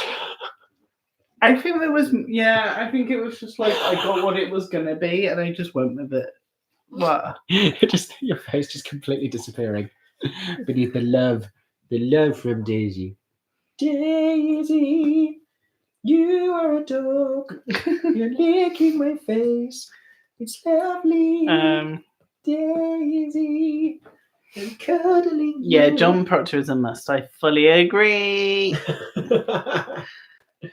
This has become chaos. Oh. You're going to have to answer to questions until I can get that. Is my earring a choking hazard? What are you looking at? I don't know what she's looking at. I put my glasses on so I can read from afar. May I put my glasses on, madam? Have we heard anything on what's going into the Savoy after Burlesque? You made a video about what you thought might be. I made a video about Mean Girls closing, and on the thumbnail there was a little clue shadow of Cher, and there was another shadow next to her. And at the end, I did suggest, I believe it is a bear, a famous bear, an iconic bear. Do you think that The Outsiders will eventually come to the West End, or at least the UK? I think they'll try to. I think an attempt will be made. It's less ingrained in the public consciousness here. I think there are people who know it more than us. Yeah. But not as many as in the US. It's not as culturally ingrained. You coming back again? You can back up. She just wants to lick your face. Isabel says, hi, Mickey and Aaron. I was on my first ever NYC trip this week. Only had 2 days there, but saw Sunset Boulevard and Death Becomes Her based on your recommendations and loved them. Thank you so much. Glad you enjoyed. What a fun and campy combination of shows, but one more dramatic, one more comedic. That's a great couple of days. I walked out of Cats when I was a child with my mom at intermission when it was on Broadway. Julianne gets to see Phantom next when we were year. talking about one of us liking Yeah. it's one of us liking Phantom. On two opposite ends of the Broadway spectrum, what star rating is The Great Gatsby, and also why is John Proctor seemingly a 5-star? I can't answer both. I can't answer either of those questions at this time. But if you wait within the month, I will review both of those shows. It seems like Les Mis does more marketing than Phantom. Does Phantom sell better than Les Mis? Oh, interesting question. Les Mis does do more marketing. I will say, I think Phantom's a much smaller theatre. I think it's a smaller theatre. It's a smaller theatre, and I feel like it's a different kind of. I think Phantom might be an easier sell as well. Yeah, and I think different maybe because of who like Les Mis is Cameron's baby, whereas he produces Phantom, but it's not like it gets a better cut. It's split between two people. Yeah, Phantom's split between Cameron and Andrew. Yeah. Kate says, I will take no Diana slander. Can't wait for you all to get to this comment in 30 minutes. Probably true. Do you think the Edinburgh tourist tax will affect the Fringe next year? I haven't even got as far ahead as to realize what that is. I'm still stuck on how much Oasis is affecting the Fringe this year. Are you surprised Two Strangers is going to Boston and not New York?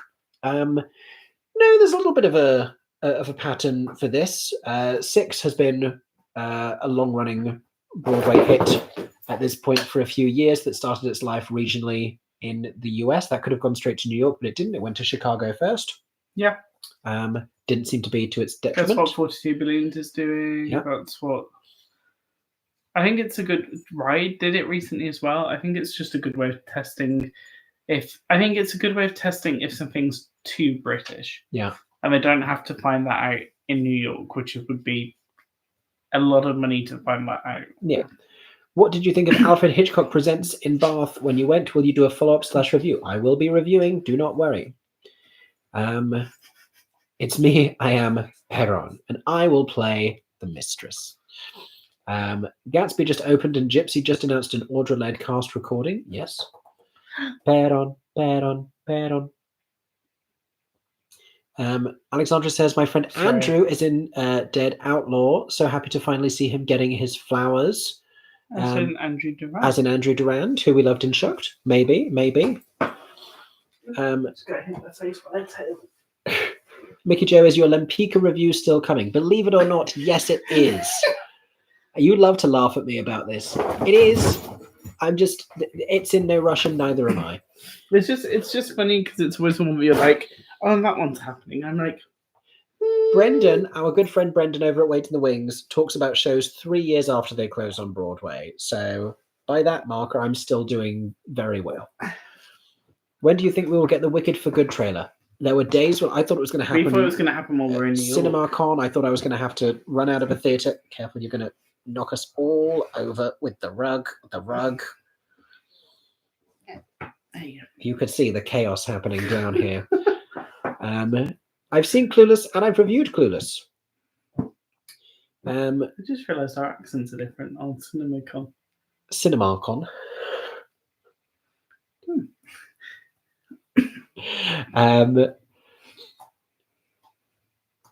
Kate says, no, I need a full Kathy and Stella album. They can just have a spoiler warning on the album like We Are Tigers and We Are the Tigers and Dirty Rotten Scoundrels. I mean, Wicked still haven't recorded Nesta song. I'm like, how many years after? Even on the anniversary recording. But like, even on the anniversary recordings, nope. Or will they ever have that professionally recorded? Is there a recording of March of the Witch Hunters? There isn't, is there? Yeah. Yeah, March of the Witch Hunters is. Have they got the Bach bit? No. If he learned to fight his own battles when he was young. I think so. I don't think it is. I don't think that's a track. Why do I feel like it is? Oh. No, I think it is. I think it is. It is. It's just Nesta's song. It's not just Nesta. That's not the only one. There's at least one more. Hold on, I'm seeing it. Operation Mincemeat Broadway thing. Where am I going? Spotify. Oh no, maybe there is a March of the Witch Hunters. Maybe I just never listened to it. Cool.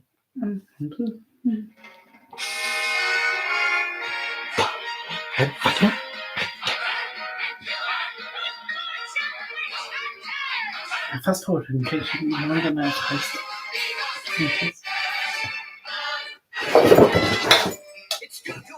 Yeah, I knew he was because I'm sure there's at least one other song that's not on there. as a box stan, I would know if any of Bok was cut. Other What's- than Wicked Witch Beast. There's definitely there's one other song that's not recorded on the Wicked album. It's going to bother me. Scrolling down. Did you B-Way show in it? Do you mean did we see B-Way show in NYC? We did on the opening night carpet for Picture of Yes, we Dorian did. Gray as we were passing by. Very briefly. I said, "See you at the show," even though we did not. What are the shows that played on Broadway that played prior to you going to New York that haven't gone to the UK yet that you want to see? Oh, we were just talking about one the other day that we said was before our time of coming to New York. Someone was asking us about it, and I can't remember what it was. Oh, there was one right before we landed and it was closing, so we didn't get to see it. It was Strange Loop closed just before we went, but it came I here. think it might have been a play. The Company revival, but we'd seen it here. No, it wasn't. The Into the Woods revival from It was- Encores. I remember it was a show that we saw it, like we saw everything for it, and we couldn't go because it was closing. I forget. I forget. I know we wished that we'd have got to see Dead Outlaw off Broadway, but it was closing right as we arrived. Mm-hmm.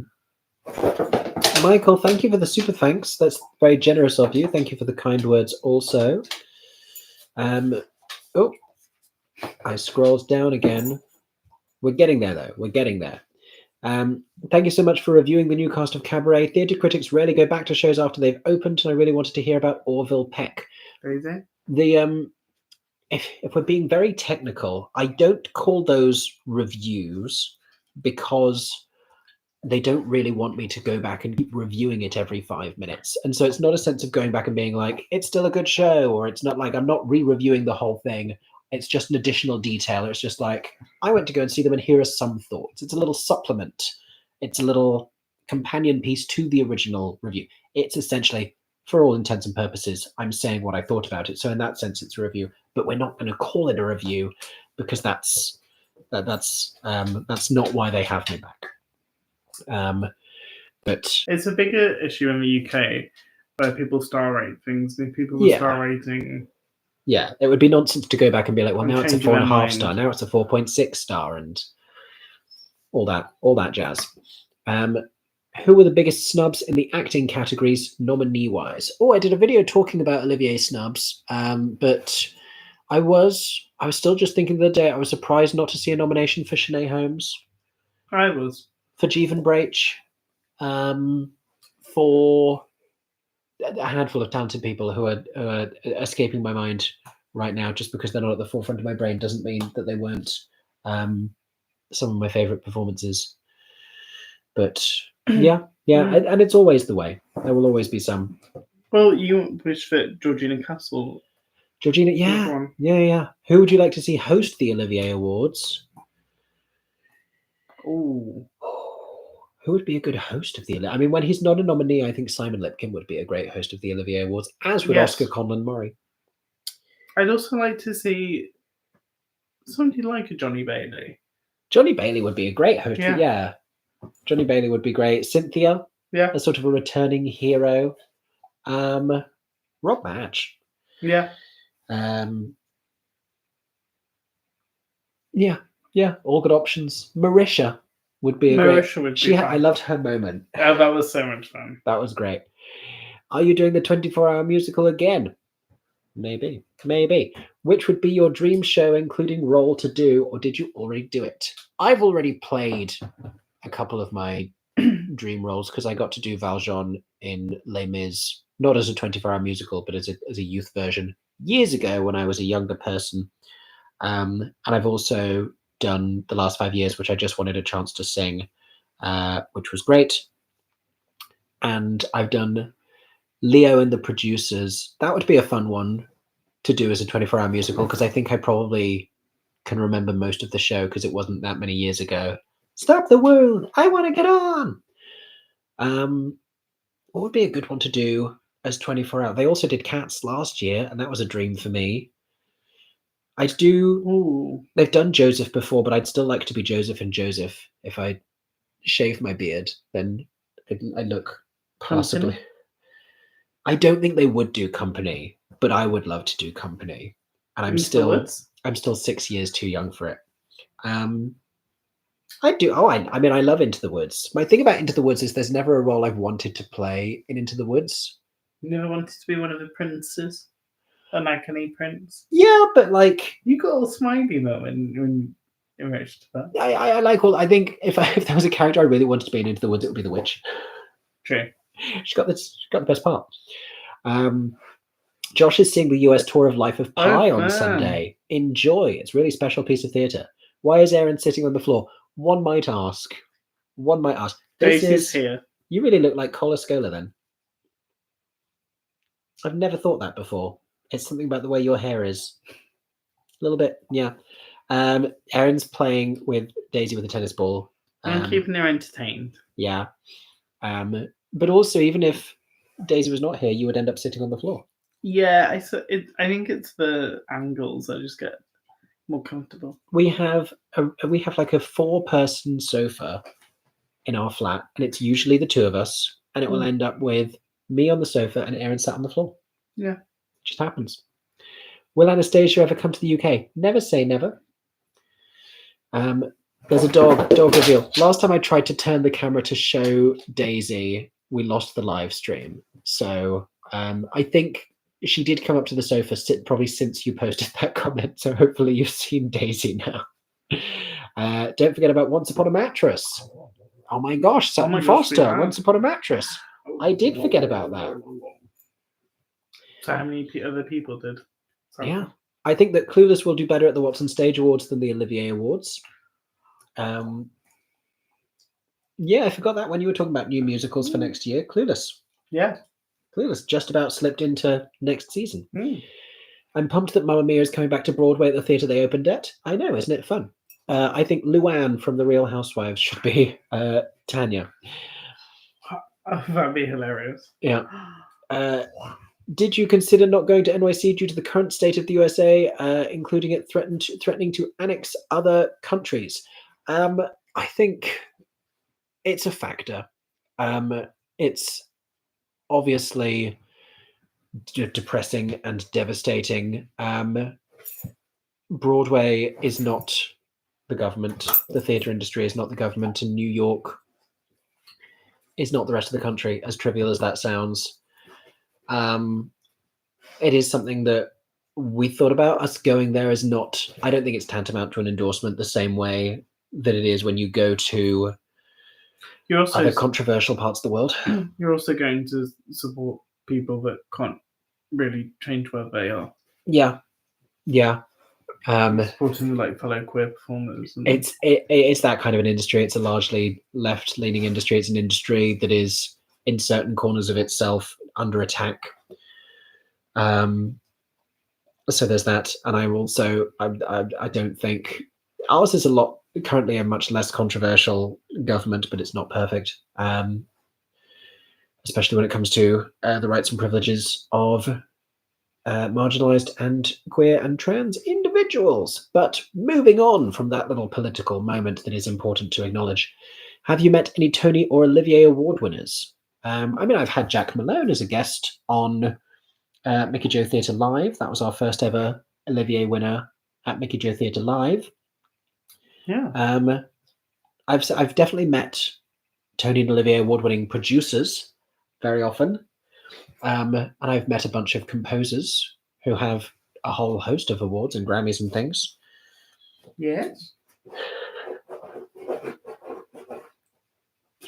Yes. Do you think we'll ever see KO come back to a Broadway stage? Don't know. No, because well, maybe for like like an encores, maybe, but like KO is like a professor. Yeah. Not really. Not my place to say. Just bought tickets for Two Strangers after seeing it in the West End last summer. Lots of the showtimes say limited availability. That makes me happy. Wow. For what for? Two Strangers. Yay! I think it's everyone loved that show. I think Yeah, it's going to go and over so well. And it got like really popping on socials after it closed. It's so sweet. It's so charming. It's so unlike other things. And I think, do you know what? I think if maybe Happy Ending does do well at the Tonys, it tees up a show like Two Strangers because it's the same kind of like vibe. It's like a small story. It's a rom-com. And that set design is so exciting when you're watching it, which is similar to maybe once you Happy figure Ending. out what it is. Yes. Well, Took us 2 visits. Even not then, because it's like, oh, it's a luggage carousel. Yeah. So like even just it being a luggage carousel is exciting. It's like the logo for Mincemeat, when you can see it, like it, and still not realize what it is for a really long time. That's the same as the set for Two Strangers. I do love when friends realise that. It's like, yeah. Yeah. I'm hoping to see a local production of Curtains, one of my favourite musicals, at the end of the month. I'm sad I missed that show, just to tick it off as like another Camden Ebb show that I've seen. I watched the recording, but I've never seen it live either. That would be a fun one to be in as like a community theatre show. I want to see Edwin Drood as well, while we're talking about whodunits. But the thing is, though, I'd like to see all the different endings with Edwin Drood. Yeah. Like, that would be a bad show kind of for me to end up seeing because... like, I know there's so many different versions and I'd feel like I hadn't watched the show itself. Kate Ranking, if you're still here, I need someone like Kate to statistically chart in the history of productions of Edwin Drood the frequency with which, because it's... What's the rarest version to have seen? I can tell you it's... How many different versions has Kate seen?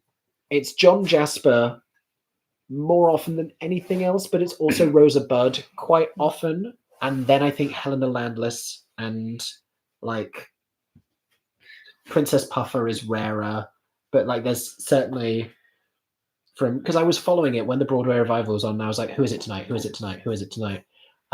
My favorite is the Rosa Budd ending, just because she belts her face off. Sorry, I giggled at one point. That's because Daisy Sunday lost the ball and then had to figure out for herself where she'd put it. Daisy's having fun. Philip, you got another hot take for us. It is my opinion, but there's such a big disconnect. It is my opinion because I said in your opinion. It is my opinion, but there's such a big disconnect between influencers and the establishment theatre types like critics and award bodies. But there's also a disconnect between critics and award bodies. Yeah. So you can't just go off of the New York Times.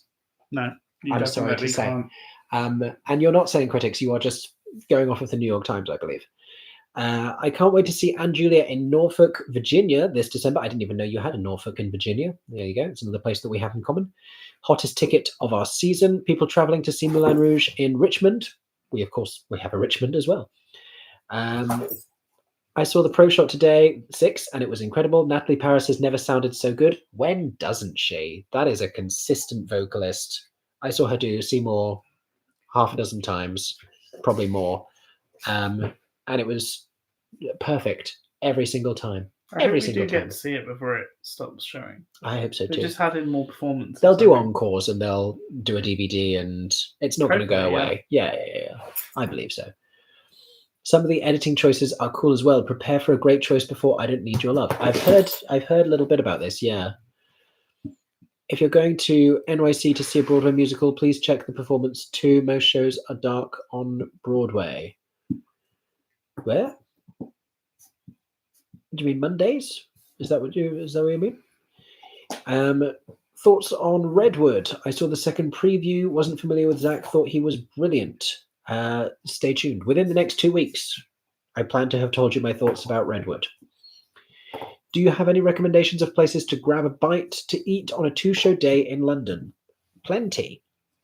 For smaller stuff, Leon for like a healthy quick bite. Farmer J. These are all places where you can sit down, but they're more like fast food places with lots of tables inside, but it's like they're both healthy fast food options, which is why I like them. And for like more of a sit down place, Honest Burger's really good. Honest Burger's great if you can get a table. If it's a 2-show day, it's probably a Saturday. In which case Honest Burger can have a queue. We love Pizza Pilgrims in Soho. Yeah. They can normally seat us. There's your go-to places, like loads of them, like Wagamama's, like all of those. The food hall, the food market is really good. 7 Dials. 7 Dials. Next to the Donmar. Got a lot of good options. And there's one in Victoria as well, if you're seeing shows in Victoria, which there is a different, not the same group. Yeah. The similar style. Oh, yes. Peter did mean Benjamin Button with regards to the hat. Yes. All I want is to wear this little hat. Disney should embrace Hunchback more. It's one of their best scores. I would say it is their best score. Oh, this is the moment where Daisy came up on the sofa and Kate said in Jeremy Jordan voice, Daisy! There you go. Who's the worst actor you've seen perform? That's a contentious question.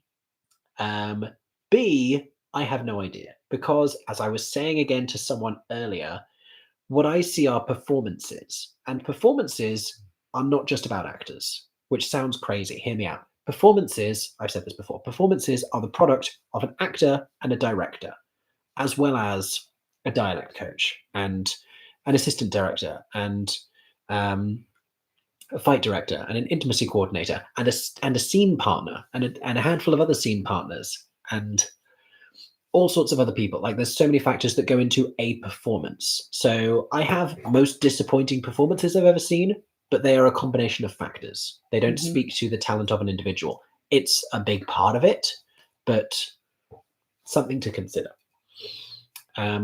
So the worst performance I've ever seen is probably when someone very talented was horribly miscast or horribly directed. Because, you know, that happens. Lots of love for Daisy. Wouldn't Kimberly Akimbo be a fairer comparison? To what? That was also a play that got turned into a musical years after its original premiere. Oh, and you were talking about Real Women Have Curves and The Outsiders. What things are based on, I feel like. Yeah. We said... Because we were talking about Real Women Have Curves and The Notebook, but that was more a case of like when things have had films, but the musical isn't based on the film explicitly. It's based on the same original material, which is not the same thing as Kimberly Akimbo because Kimberly Akimbo hasn't been a film. Apologies, Eva. I'm not sure. I think I've forgotten what it is that was in reply to. Which American actor do you think does the best British accent? Oh, good question. Ruthie Ann Miles. Yeah. But also, I mean, lots of play actors. Yeah, it's more play actors. Who's the guy in Stereophonic? Chris Stack? Mm. Is that his name? He's coming here. It's the guy who plays Reg. Oh, yeah. I don't think he's British, IRL. Daisy is adorable and lovable. She knows. She knows. She is loved. Really want to see Sarah Hyland and Austin Colby in Great Gatsby, but more excited about the West End cast now. I mean, the West End cast is this Avengers Assemble moment of wow, because it's truly an all-star cast with huge names. Sarah Hyland and Austin Colby are both great. Sarah Hyland is fantastic in The Great Gatsby. Yeah. She's really good in it. So there's that. Yeah. When is Ride coming back? When? It's so good. A good question. Liv put like fingers crossed on the story. Yeah, now Olivier Award nominee, Liv Androusier. I hope it does. Mm-hmm. It should. It's my birthday it's my birthday next week, and I'm seeing Calamity Jane. Happy birthday in advance to you, Isabel. Happy birthday to you. Not sure if it will be for me, but Carrie Hope Fletcher is my favourite actress, and it felt like fate that she'd be in my hometown on my birthday. I mean, there you go. There you go. It was lovely to chat to her and see the show earlier this year. It's also quite nice sometimes to go and see a show, but you'll find out for yourself if you like it or not. You don't go in with her. I have a friend who always used to, and she'd see loads of shows that she loved. Oh, yeah. But always used to end up always suggested, like, why don't we go see this for my birthday? And it was never the type of show that she liked invariably. And so we always ended up enjoying it more than her, which always made me laugh. What do you think a James Bond musical would look like? I'm having a hard time imagining one that's serious and not like a silly fringe parody. Like a serious James Bond musical. I don't know. I mean, you could do something with all of the theme songs, right? Because there's so many brilliant James Bond. This is a little Easter egg about me. I used to be obsessed with the James Bond themes because I got given a CD of them when I was younger. My mum tested you on this. I love them. And I think you could do a really interesting show putting all of those in a dramatic context, because some of them are like bigger, like dance numbers. I mean, Live and Let Die is like a 3-act play of a song. Although, please not like how they did them in... Not like how they did them at the Academy Awards. Sorry, I just had a flashback to when we were in the room. The dance was good with Margaret Qualley. They just weren't so well. Anyway, and it was weird to even have. It was just weird. Next West End cabaret cast, and you've put a little emoji here. Is that a peanut or a sponge? Is that referencing? Oh, I think you're suggesting Ethan Slater. Is that what the sponge? Because SpongeBob, because people associate him with, because they say like Ariana and SpongeBob. I don't know where the Ethan Slater rumor came from, but I have heard that rumor. I don't think it's correct, because I'm pretty sure I know who it is and that it's not Ethan Slater. But yeah, I'm not gonna get involved in the game of alluding to who I think it is, but I don't believe that rumor is correct. But it's a fun name that I'm pretty sure about, and the clues are out there, and it'll get announced soon because they're changing in May. Producers can just send Kate to London, and Kate can tell them if it's too British for the US or not. That's a bit cheaper. JK. Don't JK. I think that's a very good suggestion. Any chance of an Evita album? I think depends how well the show does.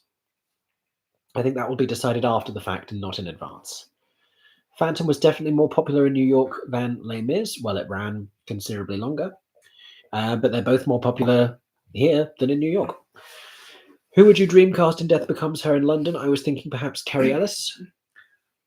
Louise Damon and Rachel Tucker, or Louise Damon and Dan Pilkington. Or Victoria Hamilton Barrett. Or Emma Williams. Lots of options, lots of choices.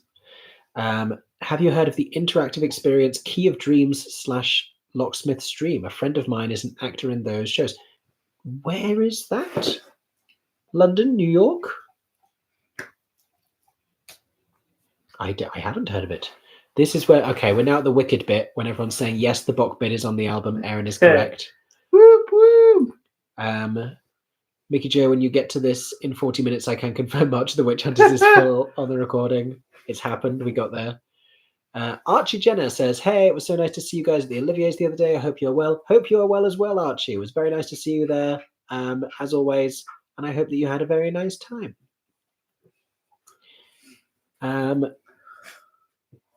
Just joining you live, and you might have already discussed, but Oliver and Simon were robbed. Just got back from London, and Oliver is one of the best productions I've seen in many years. We're enjoying a really great lineup of shows because Oliver was astonishing. Fiddler was also astonishing, and Simon was marvelous. And it's such an Olivier-worthy performance in any year. And John Daglish simultaneously is magical in Benjamin Button, utterly remarkable. And so it's the way that things fall in terms of which year they're in sometimes. But yeah, it's a brilliant piece of theatre. I agree. I thought Smash was a million times better than Betty Boop. That's hard to say. Better than Betty Boop. Better than Betty Boop. Both were horrid, but Betty Boop was beyond Oh, you're giving me tongue twisters here, Philip. You'll have to stay tuned for my thoughts on Smash and Boop coming to you within the next 2 calendar weeks. Yes, my love. You were leaning in like you were going to say something. No, I was just trying to get the ball. Okay, is that for me? You can for it if you want. It's tennis, but oh, it's moist. Yeah. There you go. Good job, Daisy. Okay. It is unfortunately just Nessa's song that isn't recorded.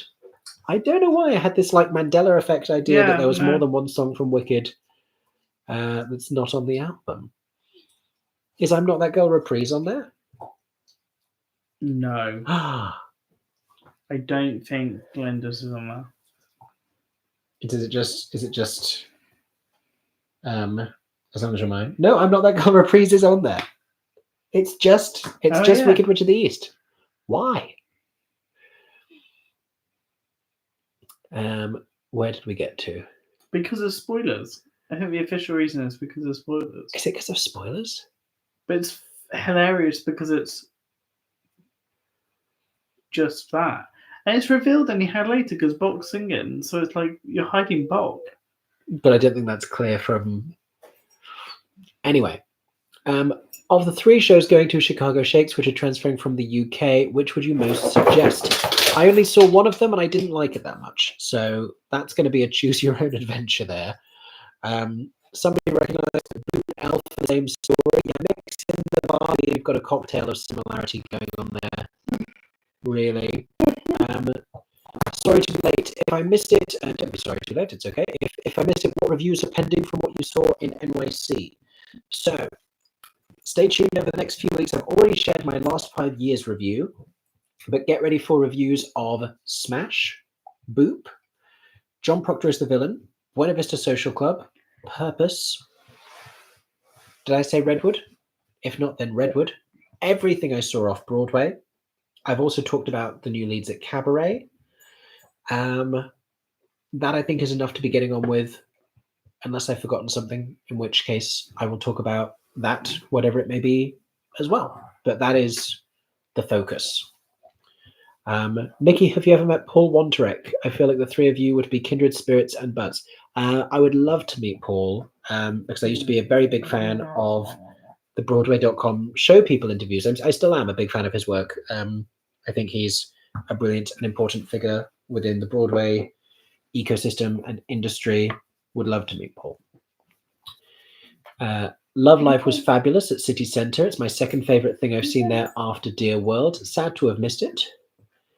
Hello from Austin, Texas. You both love theatre, obviously, but have you ever quietly left a performance before the end? Don't need the name of a show, just asking. I've only ever left early on 2 occasions. One, it was, and neither of them were at my behest, and neither of them I was with you. No. I did not take part in these behaviours. This is years previous. One was an ex who wanted to leave and had also driven us there, so I sort of had to agree. And it was a perfectly good play. There was a conversation about that on the drive back. And that's very nice.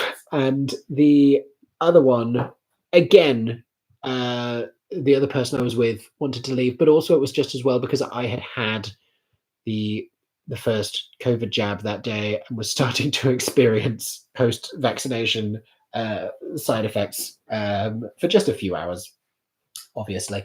But I had a fever by the time we were on the train back, so it was just as well. And I probably shouldn't have been going to the theatre that night.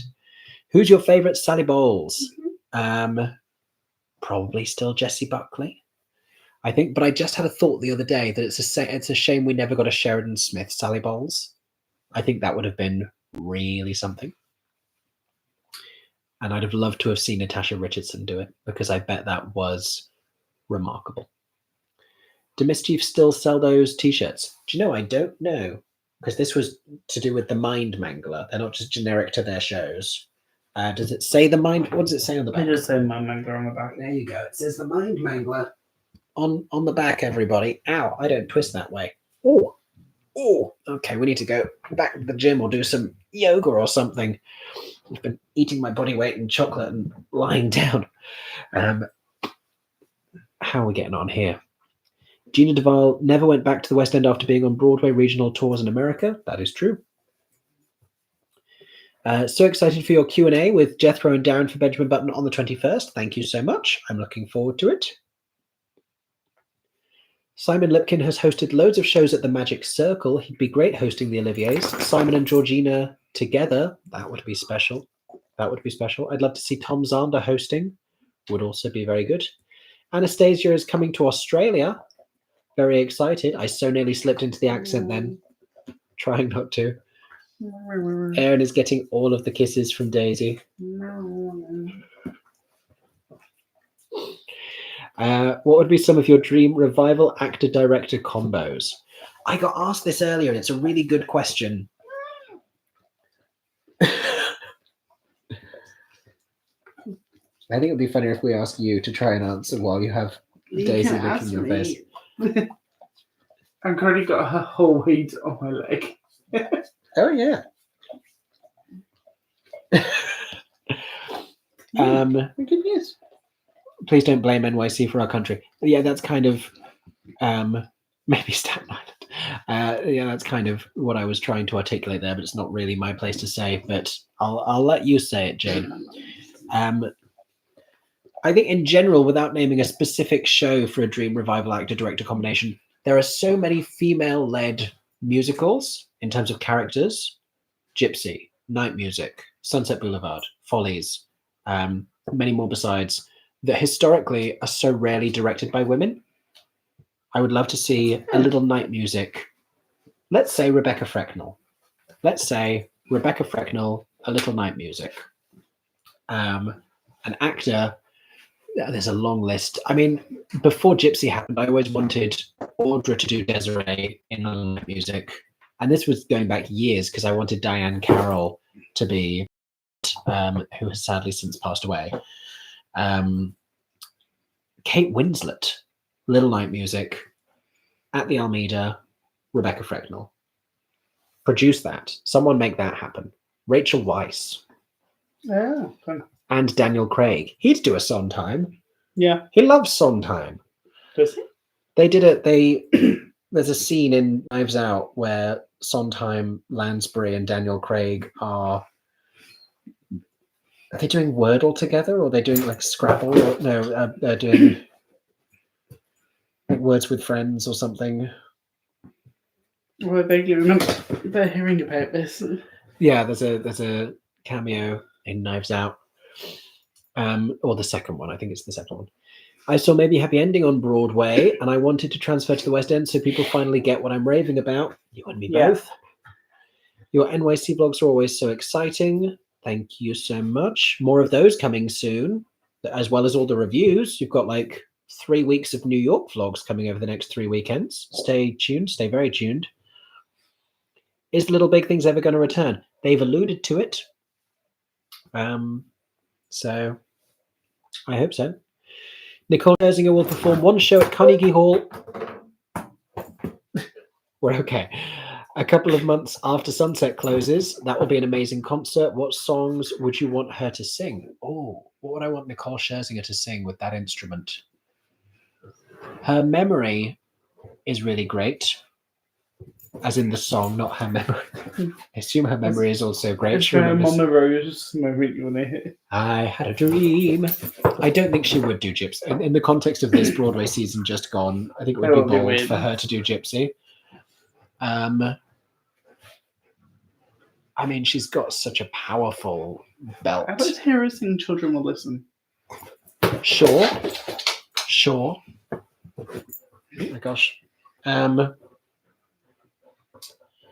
Meadowlark? Has she ever sang an alphabet song? I don't know that she has. Oh, Kate has never seen Edwin Drood. Wow. But Kate, you would be the person to track the stats. That's what I was about to say. That feels like such a Kate moment. Yeah. Hi guys, we travel to New York on Tuesday. If you had to pick 2 shows out of Purpose, Just in Time, Pirates, Floyd Collins, Buena Vista Social Club, and Dead Outlaw, which would you choose? So many of those are shows that we haven't seen. Haven't seen Just in Time, Pirates, Floyd Collins, or Dead Outlaw. We've only seen Purpose and Buena Vista, and we enjoyed both of those very much. Purpose is the only play you've got on there. It's great. If you liked Appropriate, you'd like Purpose. It's another blistering Brandon Jacobs Jenkins offering. I heard great things about Dead Outlaw off Broadway. Buena Vista Social Club is just a great story with great music. Yeah. But the others are unknown quantities. And people have really enjoyed them. Yeah, I've been hearing good things from each. Yeah. Natalie Paris is amazing. I would love to see Kieran Culkin on Broadway, currently in Glengarry Glen Ross. Oh yeah, the other John Tiffany nomination in 2016 was the Glass Menagerie revival with Cherry Jones. Yes. Have you heard the controversy around Ryan McCartan and Gatsby, and what's your opinion around the death scene going on? I don't think we need to have an opinion about it. I think it's a shocking moment, and there are a lot of schools groups at that show always, because it's The Great Gatsby, because the novel gets studied, and so schools groups get taken to go and see it, and they have a big reaction that's slightly performative for each other when it happens. And he was still so early into his run in the show when he posted his reaction to it. I'm sure it's something Jeremy had experienced that they maybe just didn't warn him about. And it happened when we saw it the other week. Ryan was out, but I dare say it's happened enough now that he's just used to it. I think it's also like some people just don't know what happens at the end. You think everybody knows, and then people don't. I think so it's kids by shock reacting to it, and you don't know how they're going to do it if you haven't seen the show before. But also, if it's somebody's first Broadway show, yeah, I don't know. And I don't think it's a controversy. I think he just had a very human moment about it, to quote Cynthia Erivo. And like, it was a little sassy on socials. It doesn't need to be a huge thing. Have you seen the video of Megan Hilty and Jen Samard doing Javert and Jean Valjean? I have. Yes, I have indeed. I wonder what Tom Francis will do next, either on Broadway or somewhere else. I think he's going to stay in the US and try and work on screen. Listen, of all of his performances, the really great ones have been in Rent at the Hope Mill, which I watched via the recording because they made a film of it because they got interrupted by COVID really early in the show's run. And also in Sunset, which is a lot of camera work. I think he does his best work on screen. That's my thesis. He's a great stage performer, but I think he's a great screen actor. And there's a lot of great screen actors who started on the stage. Traveling to NYC in August, what show should I see? I want to see maybe Happy Ending again, but would love other recommendations. So sad I won't be there in time to see Orville and Eva in Cabaret. For August, I'd say stay tuned with all of my thoughts of everything else coming over the next couple of weeks, but also there are more shows opening this spring that I hope to go and see at some point, probably before August. So I will be able to let you know. Are there any particular theatre people who aren't too famous you'd really love to interview? So many. I'd love to chat with John Dalglish and Claire Foster from The Curious Case of Benjamin Button again. I'd love to chat with there's so many Hadestown cast members. There's loads of people. I have a big old wish list.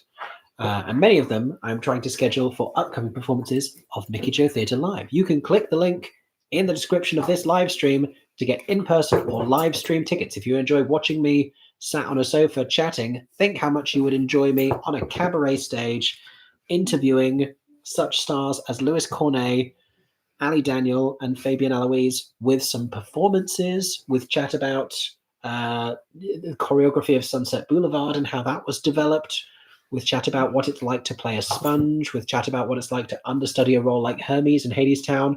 That's coming on the 20th of April, with more exciting guests to be announced for future shows. Make sure to get your tickets. Have you seen a recording at the New York Public Library yet? Good throw. No, because I looked into it on our most recent trip, and truth be told, we didn't really have time. But also, are they doing something with the archive? Is it being transferred? And so it's sort of not fully accessible at the moment. And also, do you need a New York Public Library card? And is it hard to get as an international visitor? I was going to ask someone how I would go about that, but I think something stopped me before I could even get that far.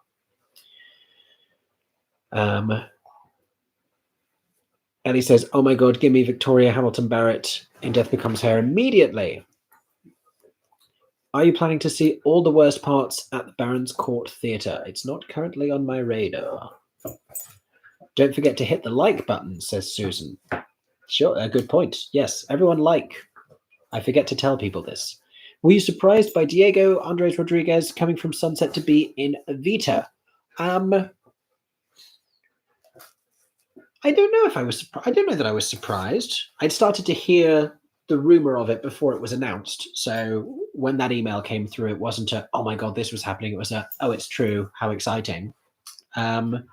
Jamie obviously works with a lot of celebs, but is really good at combining those with rising stars and sort of undiscovered talent. Hence, Tom Holland and Francesca Amuda Rivers in Romeo and Juliet. Hence, Tom Francis and Nicole Scherzinger in Sunset Boulevard. And I think this is another great example of that. Tara says, "I saw Sutton in Mattress in September. Such a great comedic actress. Saw her in Sweeney too. As a Canadian, we are hoping to see Operation Mincemeat in June. Hoping your reviews help us select 3 more." Literally, any of those actors could have won leading actor in a musical at the Oliviers, and I would have been okay, but elated John won. Yeah, same for leading actor in a play. Really strong year. Interesting one. Really strong year in the UK for leading actors, and really strong year in the US for leading actresses in plays and musicals. Hi, Mickey Jo. I have been listening to Daisy's playing with an octopus. I've been listening to your reviews as I've been preparing taxes for my tax company this tax season. Thank you so much for being amazing, and I hope you know how inspiring you are. Thank you, Grace. That's a really lovely thing to say, and I wish you the best of luck preparing taxes for your tax company this tax season. I'm not making fun. That is literally what the comment says. Kate says, "I'm Not That Girl" reprise is on the album. It's like old-fashioned wedding not being on the Beetlejuice soundtrack. See, I've never seen Beetlejuice in person, so I don't even know what that is. Are you excited about Stereophonic opening in the UK? Is the Pope excited about Conclave?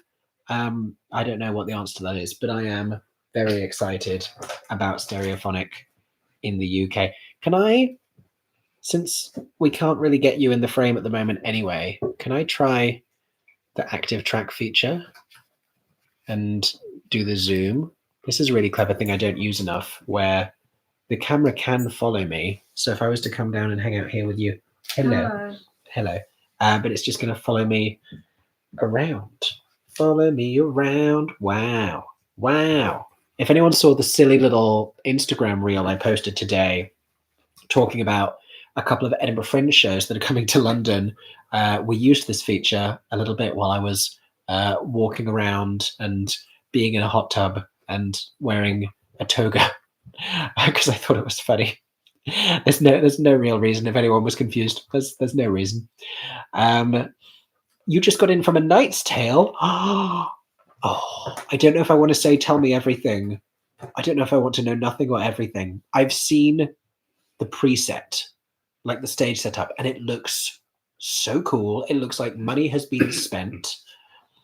I'm not going to see it until the 1st of like right towards the end of this month or the start of next month, I think.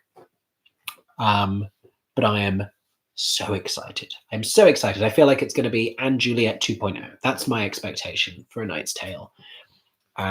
Equal parts epic and camp, sort of silly and huge at the same time, which is what I think the film is. Ryan says, "Going off Paul, have you ever met Seth Rudetsky?" No, but another hero of mine that I would like to meet. I've seen him walking on the street before, outside the West Side Theatre in New York, and I wanted to chase him down the street, but that would have been a strange first meeting. So I didn't. Just seen the first preview of Gatsby. When will you and Aaron be seeing it? The week of its opening night, which is later this month. I'm surprised I know the Wicked... Oh, Ellie's being sassy. I'm surprised I know the Wicked album better than Mickey, seeing his knowledge of this track list. It's been a long time since I've listened to the Wicked OBCR. There's a lot of cast recordings in the world, and I've been listening to the Wicked movie. Are you okay, Daisy? Ooh. It was a Daisy decision. I didn't even know she was going to go up. Daisy. What if we put the active track on Daisy? Do you think it would? Oh! It's currently tracking Daisy.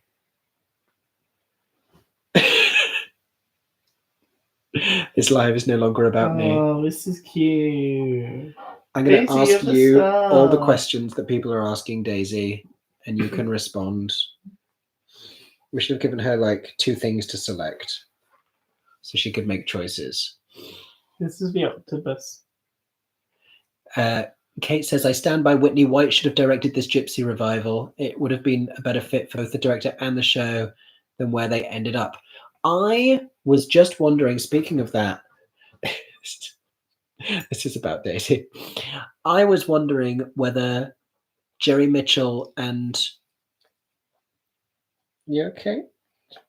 Whether Boop and Smash ought to have swapped director, and whether that would have... I'm curious what that would have looked like.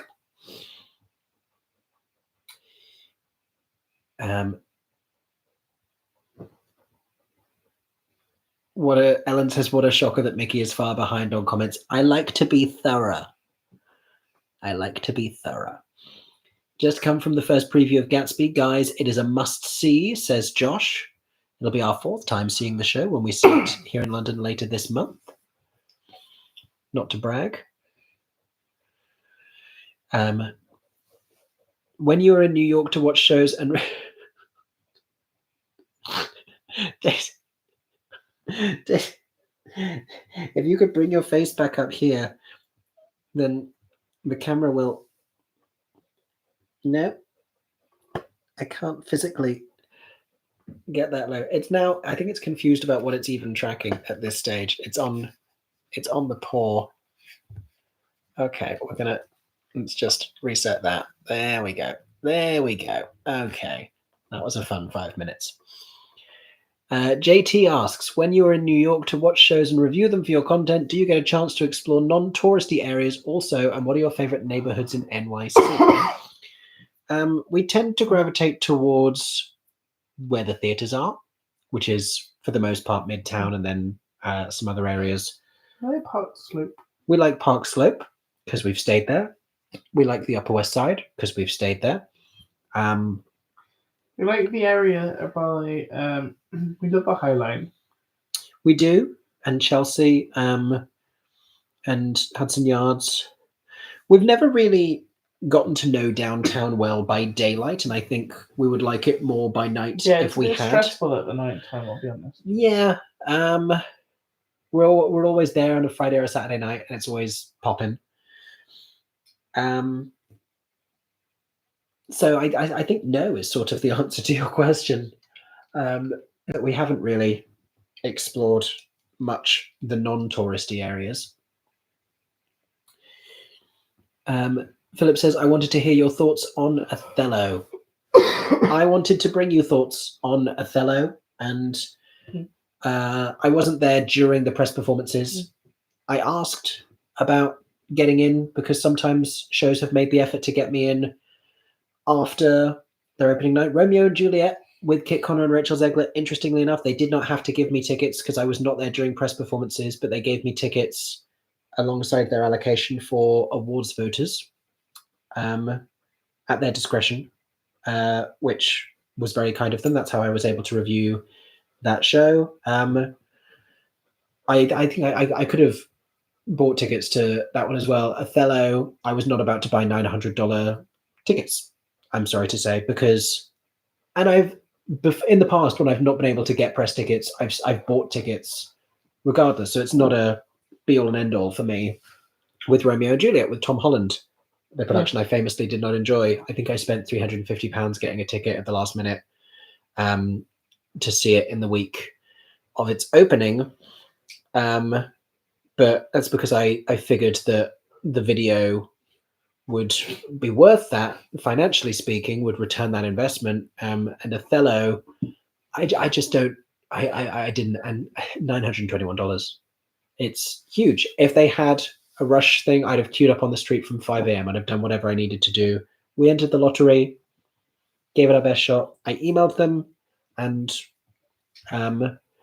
they yeah, it didn't work out. I'm sorry to say, but life goes on. And I think more people are probably if I was to ask, I think more people are probably interested in what I have to say about Smash and Boop and the last 5 years than Othello, potentially. If Newsies was going to have a revival, who could you see playing Jack Kelly? I would still be intrigued to see Jack Yarrow do it, because he did it at Arts Ed when they did Newsies at Arts Ed before he played Joseph in Joseph. I think they were asking about New York. Oh, good question. Oh, in New York. Who would be a good Jack Kelly for Newsies revival in New York?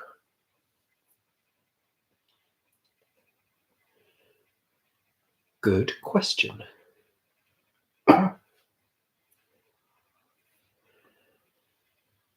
Casey Lax? That's who I was thinking. That'd be fun.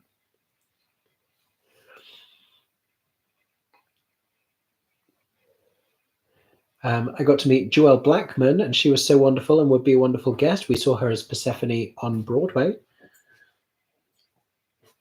Daisy's going to land on you if you don't move. Oh, Good. that was very brave. Sarah Bareilles teased a revival of Waitress. Where do you think this would be, New York or London? There's been talk of it coming back to London ever since it left. And it's already had a New York return, so I don't think it would be another one so soon. Will you be seeing any of the Chichester Festival Theatre 25 season? Chichester is harder to get to than it used to be, sadly, but The Pilgrimage of Harold Fry does have a really good cast. That would be the one that I'd try and get to. They have a couple of co-pro productions that I might see elsewhere. Have you ever seen a performance where you thought that the alternate lead performed the role better than the principal? Yes. Not going to tell you what they were. There are shows where I used to, and this is going back 10 plus years, where I would be on the way up to London on a train or a coach, kind of hoping that it was going to be the understudy instead of the lead. But they were cases where it was like stunt casty people, and I was hoping to see the legit theatre actor who was understudying the role. Heading to London for a couple nights on 19th and 20th of April, looking for 4 shows. What are your picks for a varied lineup? Well, you could come and see MickeyJoTheatre live at the Phoenix Arts Club, but if you're looking for something a little bit more substantial, I would go and see The Curious Case of Benjamin Button. I would go and see... I'm trying to figure out which of the plays are still running, because we have a lot of plays on limited runs. I think Giant will have started performances. What else for a varied lineup? Comedy About Spies won't have started. Are you falling asleep on the floor? No. Do you want to help me think of a varied lineup for April 19th and 20th?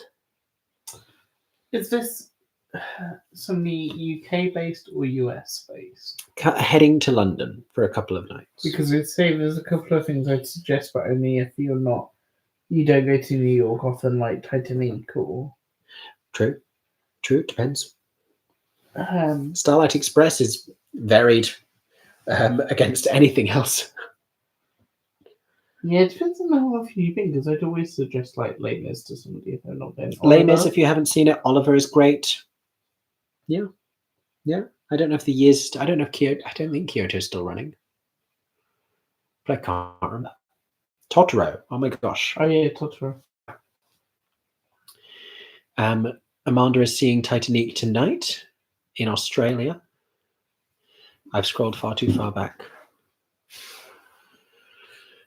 We're approaching the 2.5 hour mark. and we will probably start to bring it towards a close. Oh, people had Daisy questions, which, okay. Seeing my second ever Samuel Beckett play next month, which I'm excited for, but a little apprehensive as I didn't really enjoy Waiting for Godot as I didn't understand it. Don't beat yourself up. No one understands it. It's Waiting for Godot. You didn't not understand it. It's just Waiting for Godot. I also don't understand Waiting for Godot. Did you see Good Night and Good Luck? No, because the one day that I had free to stand on the street and try and get rush tickets, they didn't have a performance that day, sadly. And likewise, I was in town when they were doing press performances, but no one got back to me. So it didn't happen. Daisy, I won't say that word. Did you see the Huaboon mug and cap? Oh, we got the Huaboon cap. Yeah. Yes. I've hung it up in the wardrobe, but I accidentally hung it up on my side of the wardrobe, which I know that sounds like it wasn't an accident and like I'm stealing it, but it genuinely was. But we need new places to store the hats because we have too many hats, which is such a first world problem. Who needs Ogie when you have Daisy? Oh, but we need both. Can you tell us what it's like to see Melanie LeBarry play Hermie? She sounds incredible on the London cast recording. What is she like performing live on stage? This is my favorite thing to talk about. What I love about Mel is that in a role that has now been portrayed in different ways as like a strong, commanding, authoritative presence, and as a more maternal one when Lillias White took over on Broadway, Mel walks on either side of the train tracks and captures both of those qualities. Mel feels stately and has a strength in presence, but also has a softness and has a maternal side, but also a judgment and also a wrath and a force, and sings it in such a commanding and ferocious way. And to know Mel is to glimpse a little bit of the magic of her Hermes as well, because she is such a fascinating philosophical mind, and brings that kind of a special quality to the performance. Thoughts on Gatsby with Ryan and Sarah and Michael? Didn't see Ryan. Ryan was off. Sarah is terrific as Daisy. Eva felt a little more genuine, but Sarah feels like she's very much putting on airs, which I think is really good for the character. At the end, when Nick is standing in judgment of everyone, it's you get where he's coming from a little bit more, because Sarah from the beginning feels a little bit more like she's faking it. I enjoyed Michael a lot. He's very, very tall.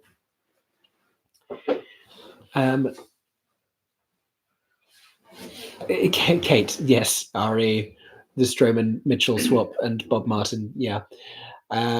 Which Tony performances are you expecting? I haven't even thought that far ahead. I think we need to see what happens at nominations first, and then we can start to speculate about those. Do we think maybe Happy Ending is going to do Hitting the Road? Ooh. What? For the Tonys? At the Tonys. Or the Rainy Day That We Met. Oh, Rainy Day We Met would be cute. The Rainy Day We Met would be nice because it's like you get the banter between them, but also it sits on its own quite nicely. I wonder if they'll do a tiny little intro of just like Des doing a few lines of like, why love? Why did we bother to try love? As Ellie is here as well, do you think you'll be filming any more theatre challenges? Love the videos of you three chaotically running around London. We're back in the time of nice weather. But we filmed one in New York. Yes, you might be seeing one soon from an unexpected location or from an entirely expected location. We'd love to do another challenge. We will see if we can line up a day, because schedule has been tricky, which is all on my part. I am the problem. Daisy, steak or beef Wellington was a question that that came up. Erin, do you have any insight on that and her perspective? Probably steak. Probably steak. Oh, I don't know. Yeah. She's a fancy gal. Any Tony qualified musicals that you haven't seen yet for this season? Only the ones opened after. Real Women Have Curves, Pirates, the Penzance musical, Floyd Collins, Just in Time, Dead Outlaw. 5. We've seen everything Old else. Friends, but we saw it. Oh, and Old Friends, but we've seen that. Yeah. And Mincemeat, but we've seen it. And Operation Mincemeat, didn't see that in New York, yes. It's Aaron's family's dog, Luca. Her name is Daisy.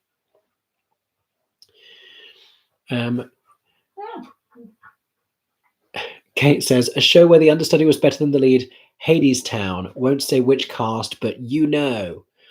I think we all know. Do you think Knight's Tale will come to London? Oh yeah, it's gonna. Yeah, the Manchester run. Do you think it's a London trial or do we think it's a tour trial? I think both.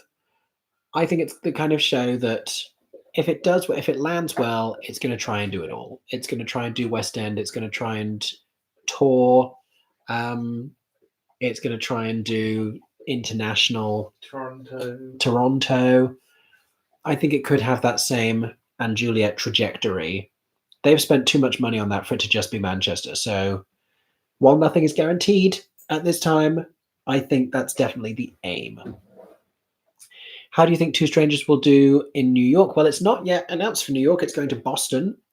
Loved it in London and hope it will have even more success across the seas. I don't see how there's any possibility that people don't fall in love with it and it doesn't make its way to New York. I think that's inevitable. Kyoto is on until the start of May, in which case, anyone who is looking for London recommendations until the start of May, go and see Kyoto. I love Kyoto. I might go back to Kyoto. I heard people loved Mandy over Nicole as Norma. I have not heard that. I heard she's great, but I've not heard.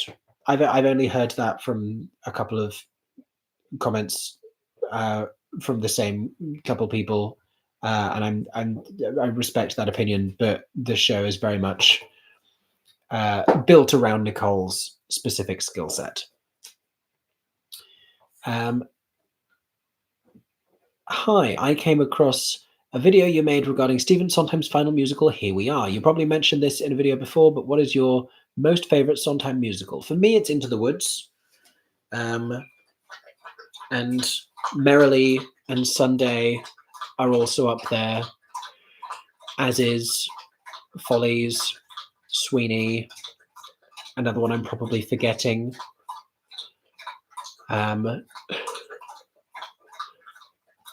I think they're almost all brilliant.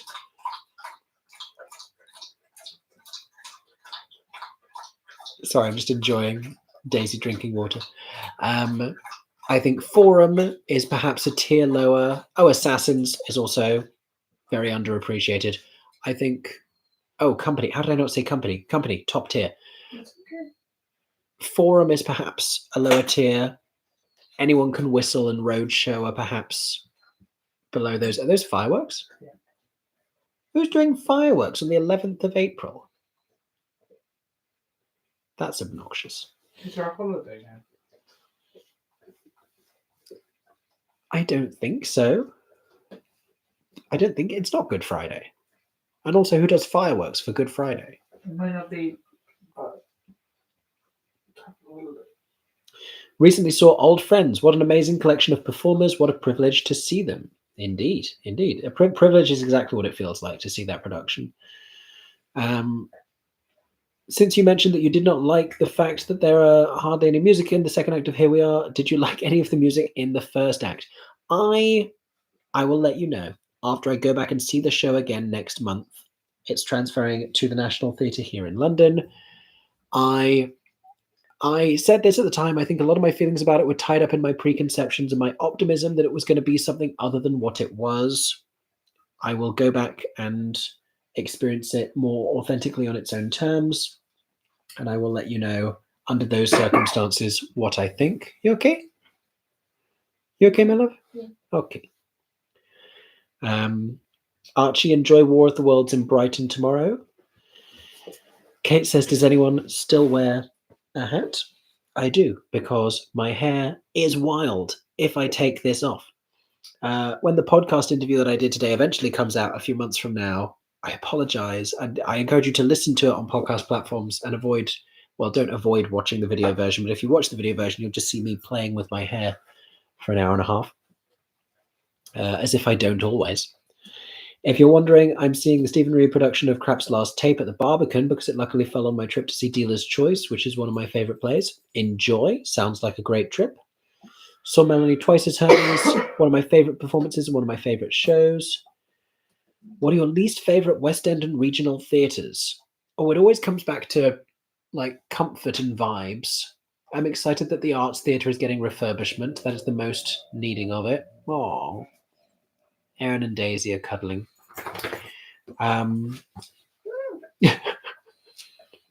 Much love.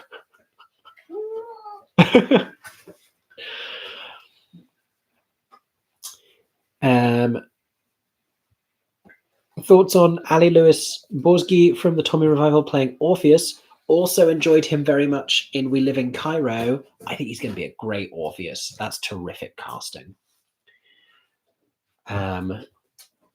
What day is Tony Noms being announced? I don't know off the top of my head. Have they confirmed when it is? It's usually very late April or very early May. Tony nominations 2025. May 1st. They'll be announced on May 1st, 2025. How exciting. I want Maybe Happy Ending to do Then I Can Let You Go because it's charming and has Des. Oh, that's true. Is it a little late in the plot? I wonder. But Then I Can Let You Go. Yeah. But also, it doesn't really give anything away. I feel like Never Fly Away is like the sweeter moment to have the strings on stage. Oh, they won't give that away at the Tonys. No. But I'd love to see that recorded. Yeah. Will Tom Francis do the walk for the Tonys? I hope so. I hope so. It'd be very easy to do. A big moment lost. Pam says, not to be completely off topic, but I'm going to Broadway next month and I need to know if I should see Boop and or Smash or both. If you can wait a week to find out. I really don't want to pre-announce my review thoughts, but then I'm only speaking to 180 of you. I would not, that neither of them are at the top of my list of things I would recommend. I will say that much. Are you reviewing the comedy of Spies? I don't know yet. I hope to, but I can't say for sure. I'm heading to London next week for a 10-show week. Enjoy. That's amazing. Put Kyoto in Circle in the Square. So true. So true. I think it might do off Broadway. We're down to the last few questions. Pleased to see that the Daniel Radcliffe Merrily We Roll Along is getting a cinema release. One of the few productions I can think of that's been professionally recorded on either side of the Atlantic.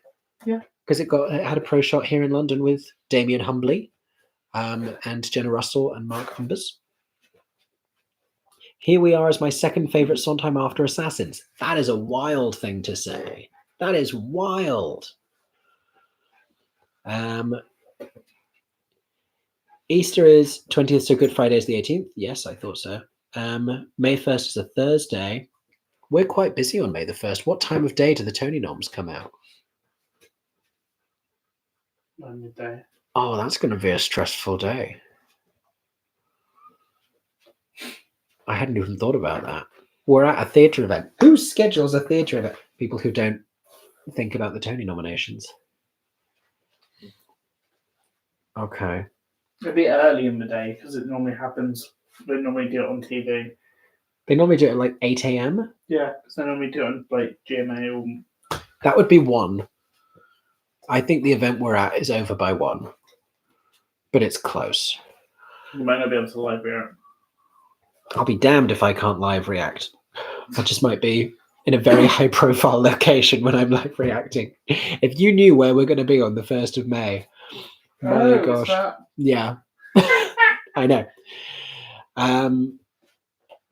I Well, don't even know a round there whether that's easy to do. no, just right in the middle of it.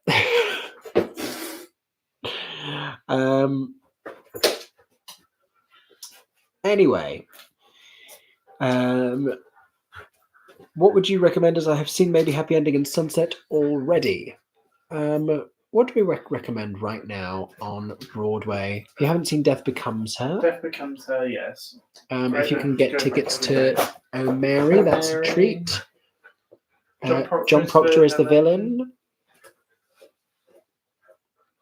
A show I invested in is starting on Broadway tomorrow.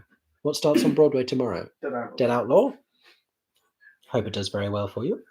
Operation Mincemeat, if you haven't seen it, but this is someone going to New York, so I assume they might be from here and they might have seen it. Yes, hope Dead Outlaw is a huge success for you. And hopefully we get to go and see it at some point a little bit later this year. Haven't decided when we'll be back in New York. Kate says, yay, love Dead Outlaw. I'm excited to see it. The US Sufts tour is starting in September in Seattle. And Kendall is so excited. That show's incredible. I'm very glad it's touring. I'm very glad that you'll get the chance to see it there. Do I think Titanic has staying power in the West End? I hope it has a decent run. It would surprise me if it becomes real long term, but I was also surprised to see it win the Olivier, and I was delighted by that. I think it depends on who they bring in, because they're going to have a cast change quite soon. Yeah. It'll be interesting to know if they're bringing anyone known. Yeah. Oh, Pam is from Florida going on vacation. Oh, then definitely see Operation Mincemeat. Definitely see Operation Mincemeat. Victoria says, Giant is a weak play with utterly fantastic performances. The years is strong in all areas. Interesting. I'd have to think about it, but I'm not sure that I agree. I also wondered if Kyoto might go to St. Anne's Warehouse, and I enjoyed Simon's performance at the Olivier's, Archie. If you had to cast Into the Woods, who would you have play who, alive or dead? That's too big a question. That's very challenging. That's too much. That's too much right there.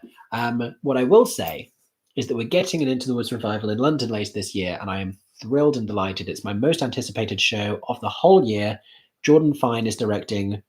Jordan Fine, who was just Olivier nominated for directing Fiddler on the Roof, the multi-Olivier Award nominated and Olivier Award winning revival. Jordan Fine has worked as an associate director on Cabaret, currently starring Marisha Wallace, who has performed at the Bridge in Guys and Dolls. So I'm hoping all signs point towards Marisha Wallace as the witch. I think that would be great casting. Who would I like to be a baker's wife alongside a Marisha Wallace? Which is a good question that I'm asking myself. And the answer is I don't know. Someone very, very funny. And Tom Scott designing too, yes. Tom Scott and Jordan Fine lived together was a revelation of the Olivier Awards. Emily says, so much of me is willing for Mincemeat to win Tonys. We would love to see it. That would be a lovely conclusion to their amazing story. Am I still going to do the Oedipus comparison video I mentioned? I'm hoping to. Or a lot of my best laid plans get delayed for more urgent things and breaking news and reviews that I try and get out as quickly as possible, which I know I still don't get out that quickly, but I as quickly as I can, I promise. But I have caught up with all of the questions, Aaron. Well done. I've done it. Thank you. Thank you. I appreciate that. Daisy's playing with an octopus. It is midnight here in the UK. We have been chatting for some 2 hours and 40 minutes. Rob Madge in their Panto costume as Milky White would be inspired. They won't be free because they'll be literally in Panto. They will be doing Panto. Indeed, they will. Yeah, is it telling that Marisha isn't doing the Palladium Panto again this year? Is that because she's playing the Witch into the Woods? I don't know. I'm just putting things onto the table. Just putting it out there. But yes, if anyone has any last minute questions that can be quickly answered, feel free to throw them at me in the next couple of moments. In the meantime, my neck is feeling very intense because I've been sitting with terrible posture. Did we discuss All My Sons or Born with Teeth? Do you know we didn't really? We acknowledged All My Sons and that it was a great cast, but who knows what on earth the production is going to look like. And I said it'll take an awful lot for me to stop thinking about the David Suchet Zoe Wanamaker production that I watched the recording of years ago that was damn near perfect. Born with Teeth, someone said earlier, just seems like kind of sexy fanfic, and I'm here for it. And I agree. It looks kind of wild, and I'm open to that. Kate says, great live. Thank you. Thank you, Kate. It was lovely to spend time with you all. Do you plan on seeing Great Gatsby? Yes, we're seeing it this month. Did Titanic do a performance at the Oliviers? No, the performances at the Oliviers are exclusively available, it seems, to new musicals and musical revivals. And because Titanic was nominated in the miscellaneous category, aka best, I can't even remember the name. It's entertainment or comedy play. I think it's more that Titanic had just done 2 big performances, so that it didn't do it. That's more my prediction than that, because there was a slot free because Dolly didn't perform. But I don't think that's how it works. In any case, no, Titanic did not perform. Live of Pi performed. Yeah. I think the Oliviers make up their own rules. Thank you, Charles. How many Great Gatsby understudies you both saw? I think in history we've only ever seen 2. We saw Alex as Gatsby a couple of weeks ago, and we've seen Dariana as Jordan. Yeah, sure. And those are the only Gatsby understudies that we have seen, because the first time we saw it, it was the world premiere performance. It was the first preview in Paper Mill. Favorite Schmackery's cookie this time round? Oh, the Cookie Brownie one was fun. I had a Jonathan Larson project one. That was fun. The brownie one was fun. It was a different texture. Yeah, it was fun because of the theming. I don't think it was the best flavour I've ever had. It was fun to go to the Union. Yeah, it was fun. We went to the new Schmackery's down on Union Square. At Union Square. They can drop Wicked for Good trailer during the Tonys. I kind of hope that it comes before that. That would be ages away. June. Yeah. Imagine they drop it right after the Tony nominations. No one cares anymore. Kate Taylor, different Kate, says, just moved over from Sydney to London. That's a big move. What would be your bucket list of regional theatres to visit? Oh, Chichester Festival Theatre, RSA, the Royal Shakespeare Company, Bristol Old Vic, historic, gorgeous. The Salford Lowry, Sheffield Crucible, yeah, always do good work. Generally, the ones we're listing are the ones that are producing houses rather than receiving houses. So the ones that do their own program, their own work. Leeds Playhouse is another one. The Watermill in Newbury. Oh, very special theatre, yeah. Rather than just receiving tours. Leicester Curve. Yes.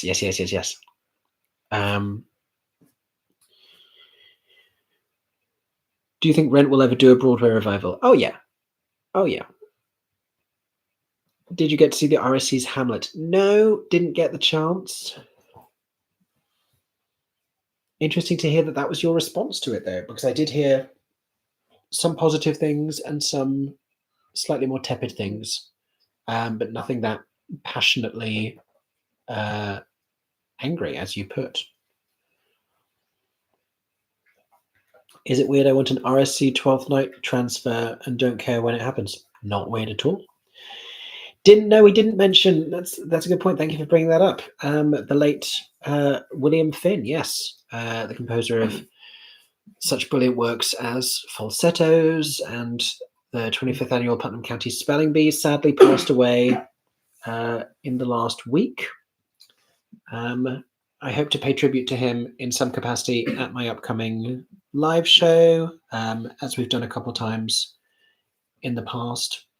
But yes, a really brilliant writer who wrote such witty and passionate and beautifully human songs for a handful of very special musicals, and had a profound impact, as noted by a lot of other contemporary musical theatre composers. I was reading what Joe Iconis was writing about him today. Yeah, his lyrics were poetry. You are quite correct.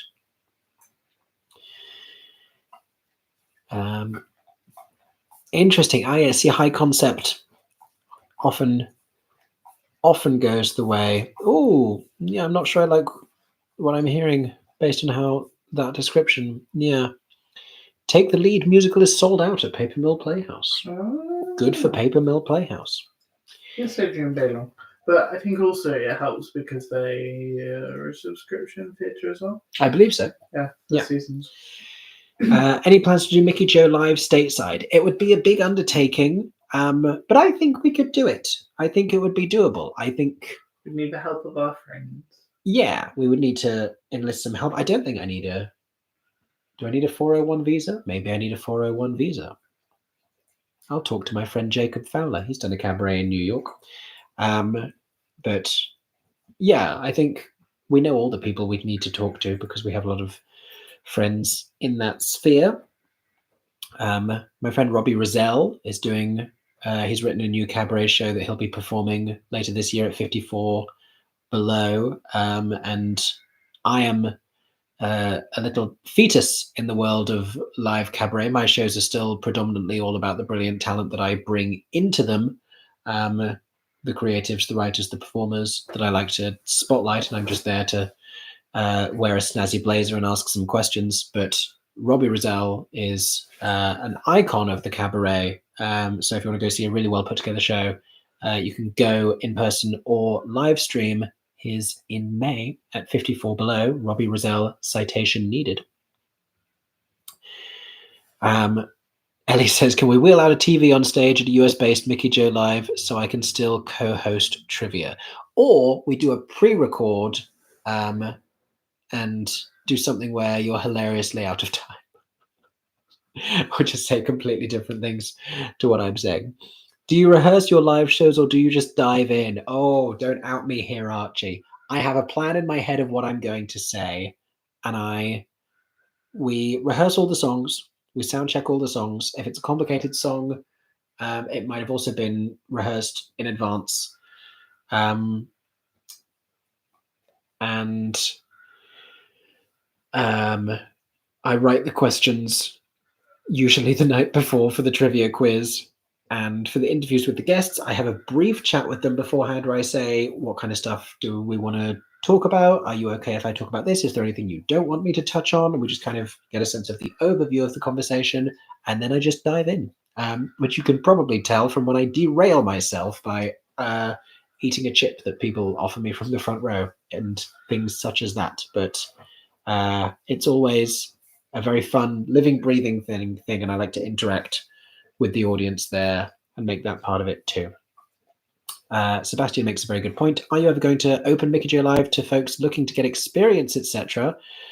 Or do you have any recommendations for cabaret-esques that have that slant?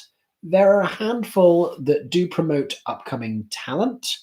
I'm loath to suggest any that require you to pay in order to perform because I think that that's a little bit dubious. But it's something I've definitely thought about. Is bringing that in as just another thing that we can do with Mickey Joe Live and just another way that we can promote and celebrate exciting talent. So watch this space because that is something that I've had in mind. Who makes the flight plans to America? That would be me because I'm anal about it. Love that you went deep with the Mason Alexander Park interview. Thank you. Yeah, I'm very happy that Mason was game to talk about anything and everything, basically. And I wanted it to be fun and engaging, but also talk about the stuff that was important and Mason is someone who uses their platform to do that as well, talking about the intersection between art and activism, and does so brilliantly. In any case, it is now midnight 26. I was wrapping this up 10 minutes ago, and then I've just been answering the last few questions that have been coming through. So we will conclude now. Do you want to say goodbye, or do you want me to pan to you? Yeah. Oh, see if she can come and say Daisy. Is Daisy going to come and say goodbye? Oh, she looks like she might do. She might. There she is. Oh, we can all say goodbye. Good girl. There you go. Come on. We are going to take ourselves off to bed. Thank you for joining us Thank you, everyone. Say thank you, Daisy. for a few hours of stagey chat. Yeah. Daisy's very grateful. She lives for the fame. She is. She got lots of playtime. Daisy. Thank you as always. Check out the link in the description of this video for in-person and live stream tickets to MickeyJoTheatre Live. If you're London based, come and see The Curious Case of Benjamin Button on the 21st of April, and then stick around afterwards for my Q&A chat with the Olivier Award winning writers. And stay tuned over the next couple of weeks for all of my Broadway reviews. And stay tuned this weekend for, hopefully, if I can get it all edited, the first installment of our Broadway Trip vlog series and a surprise interview with a Broadway star. I forgot to even tease this. That's happening maybe tomorrow if I can get it edited. In the meantime, have a lovely Friday and weekend, everybody. I hope that everyone is staying safe and that you have a stagey day. Yes. Oh. Bye-bye, everybody. Bye-bye.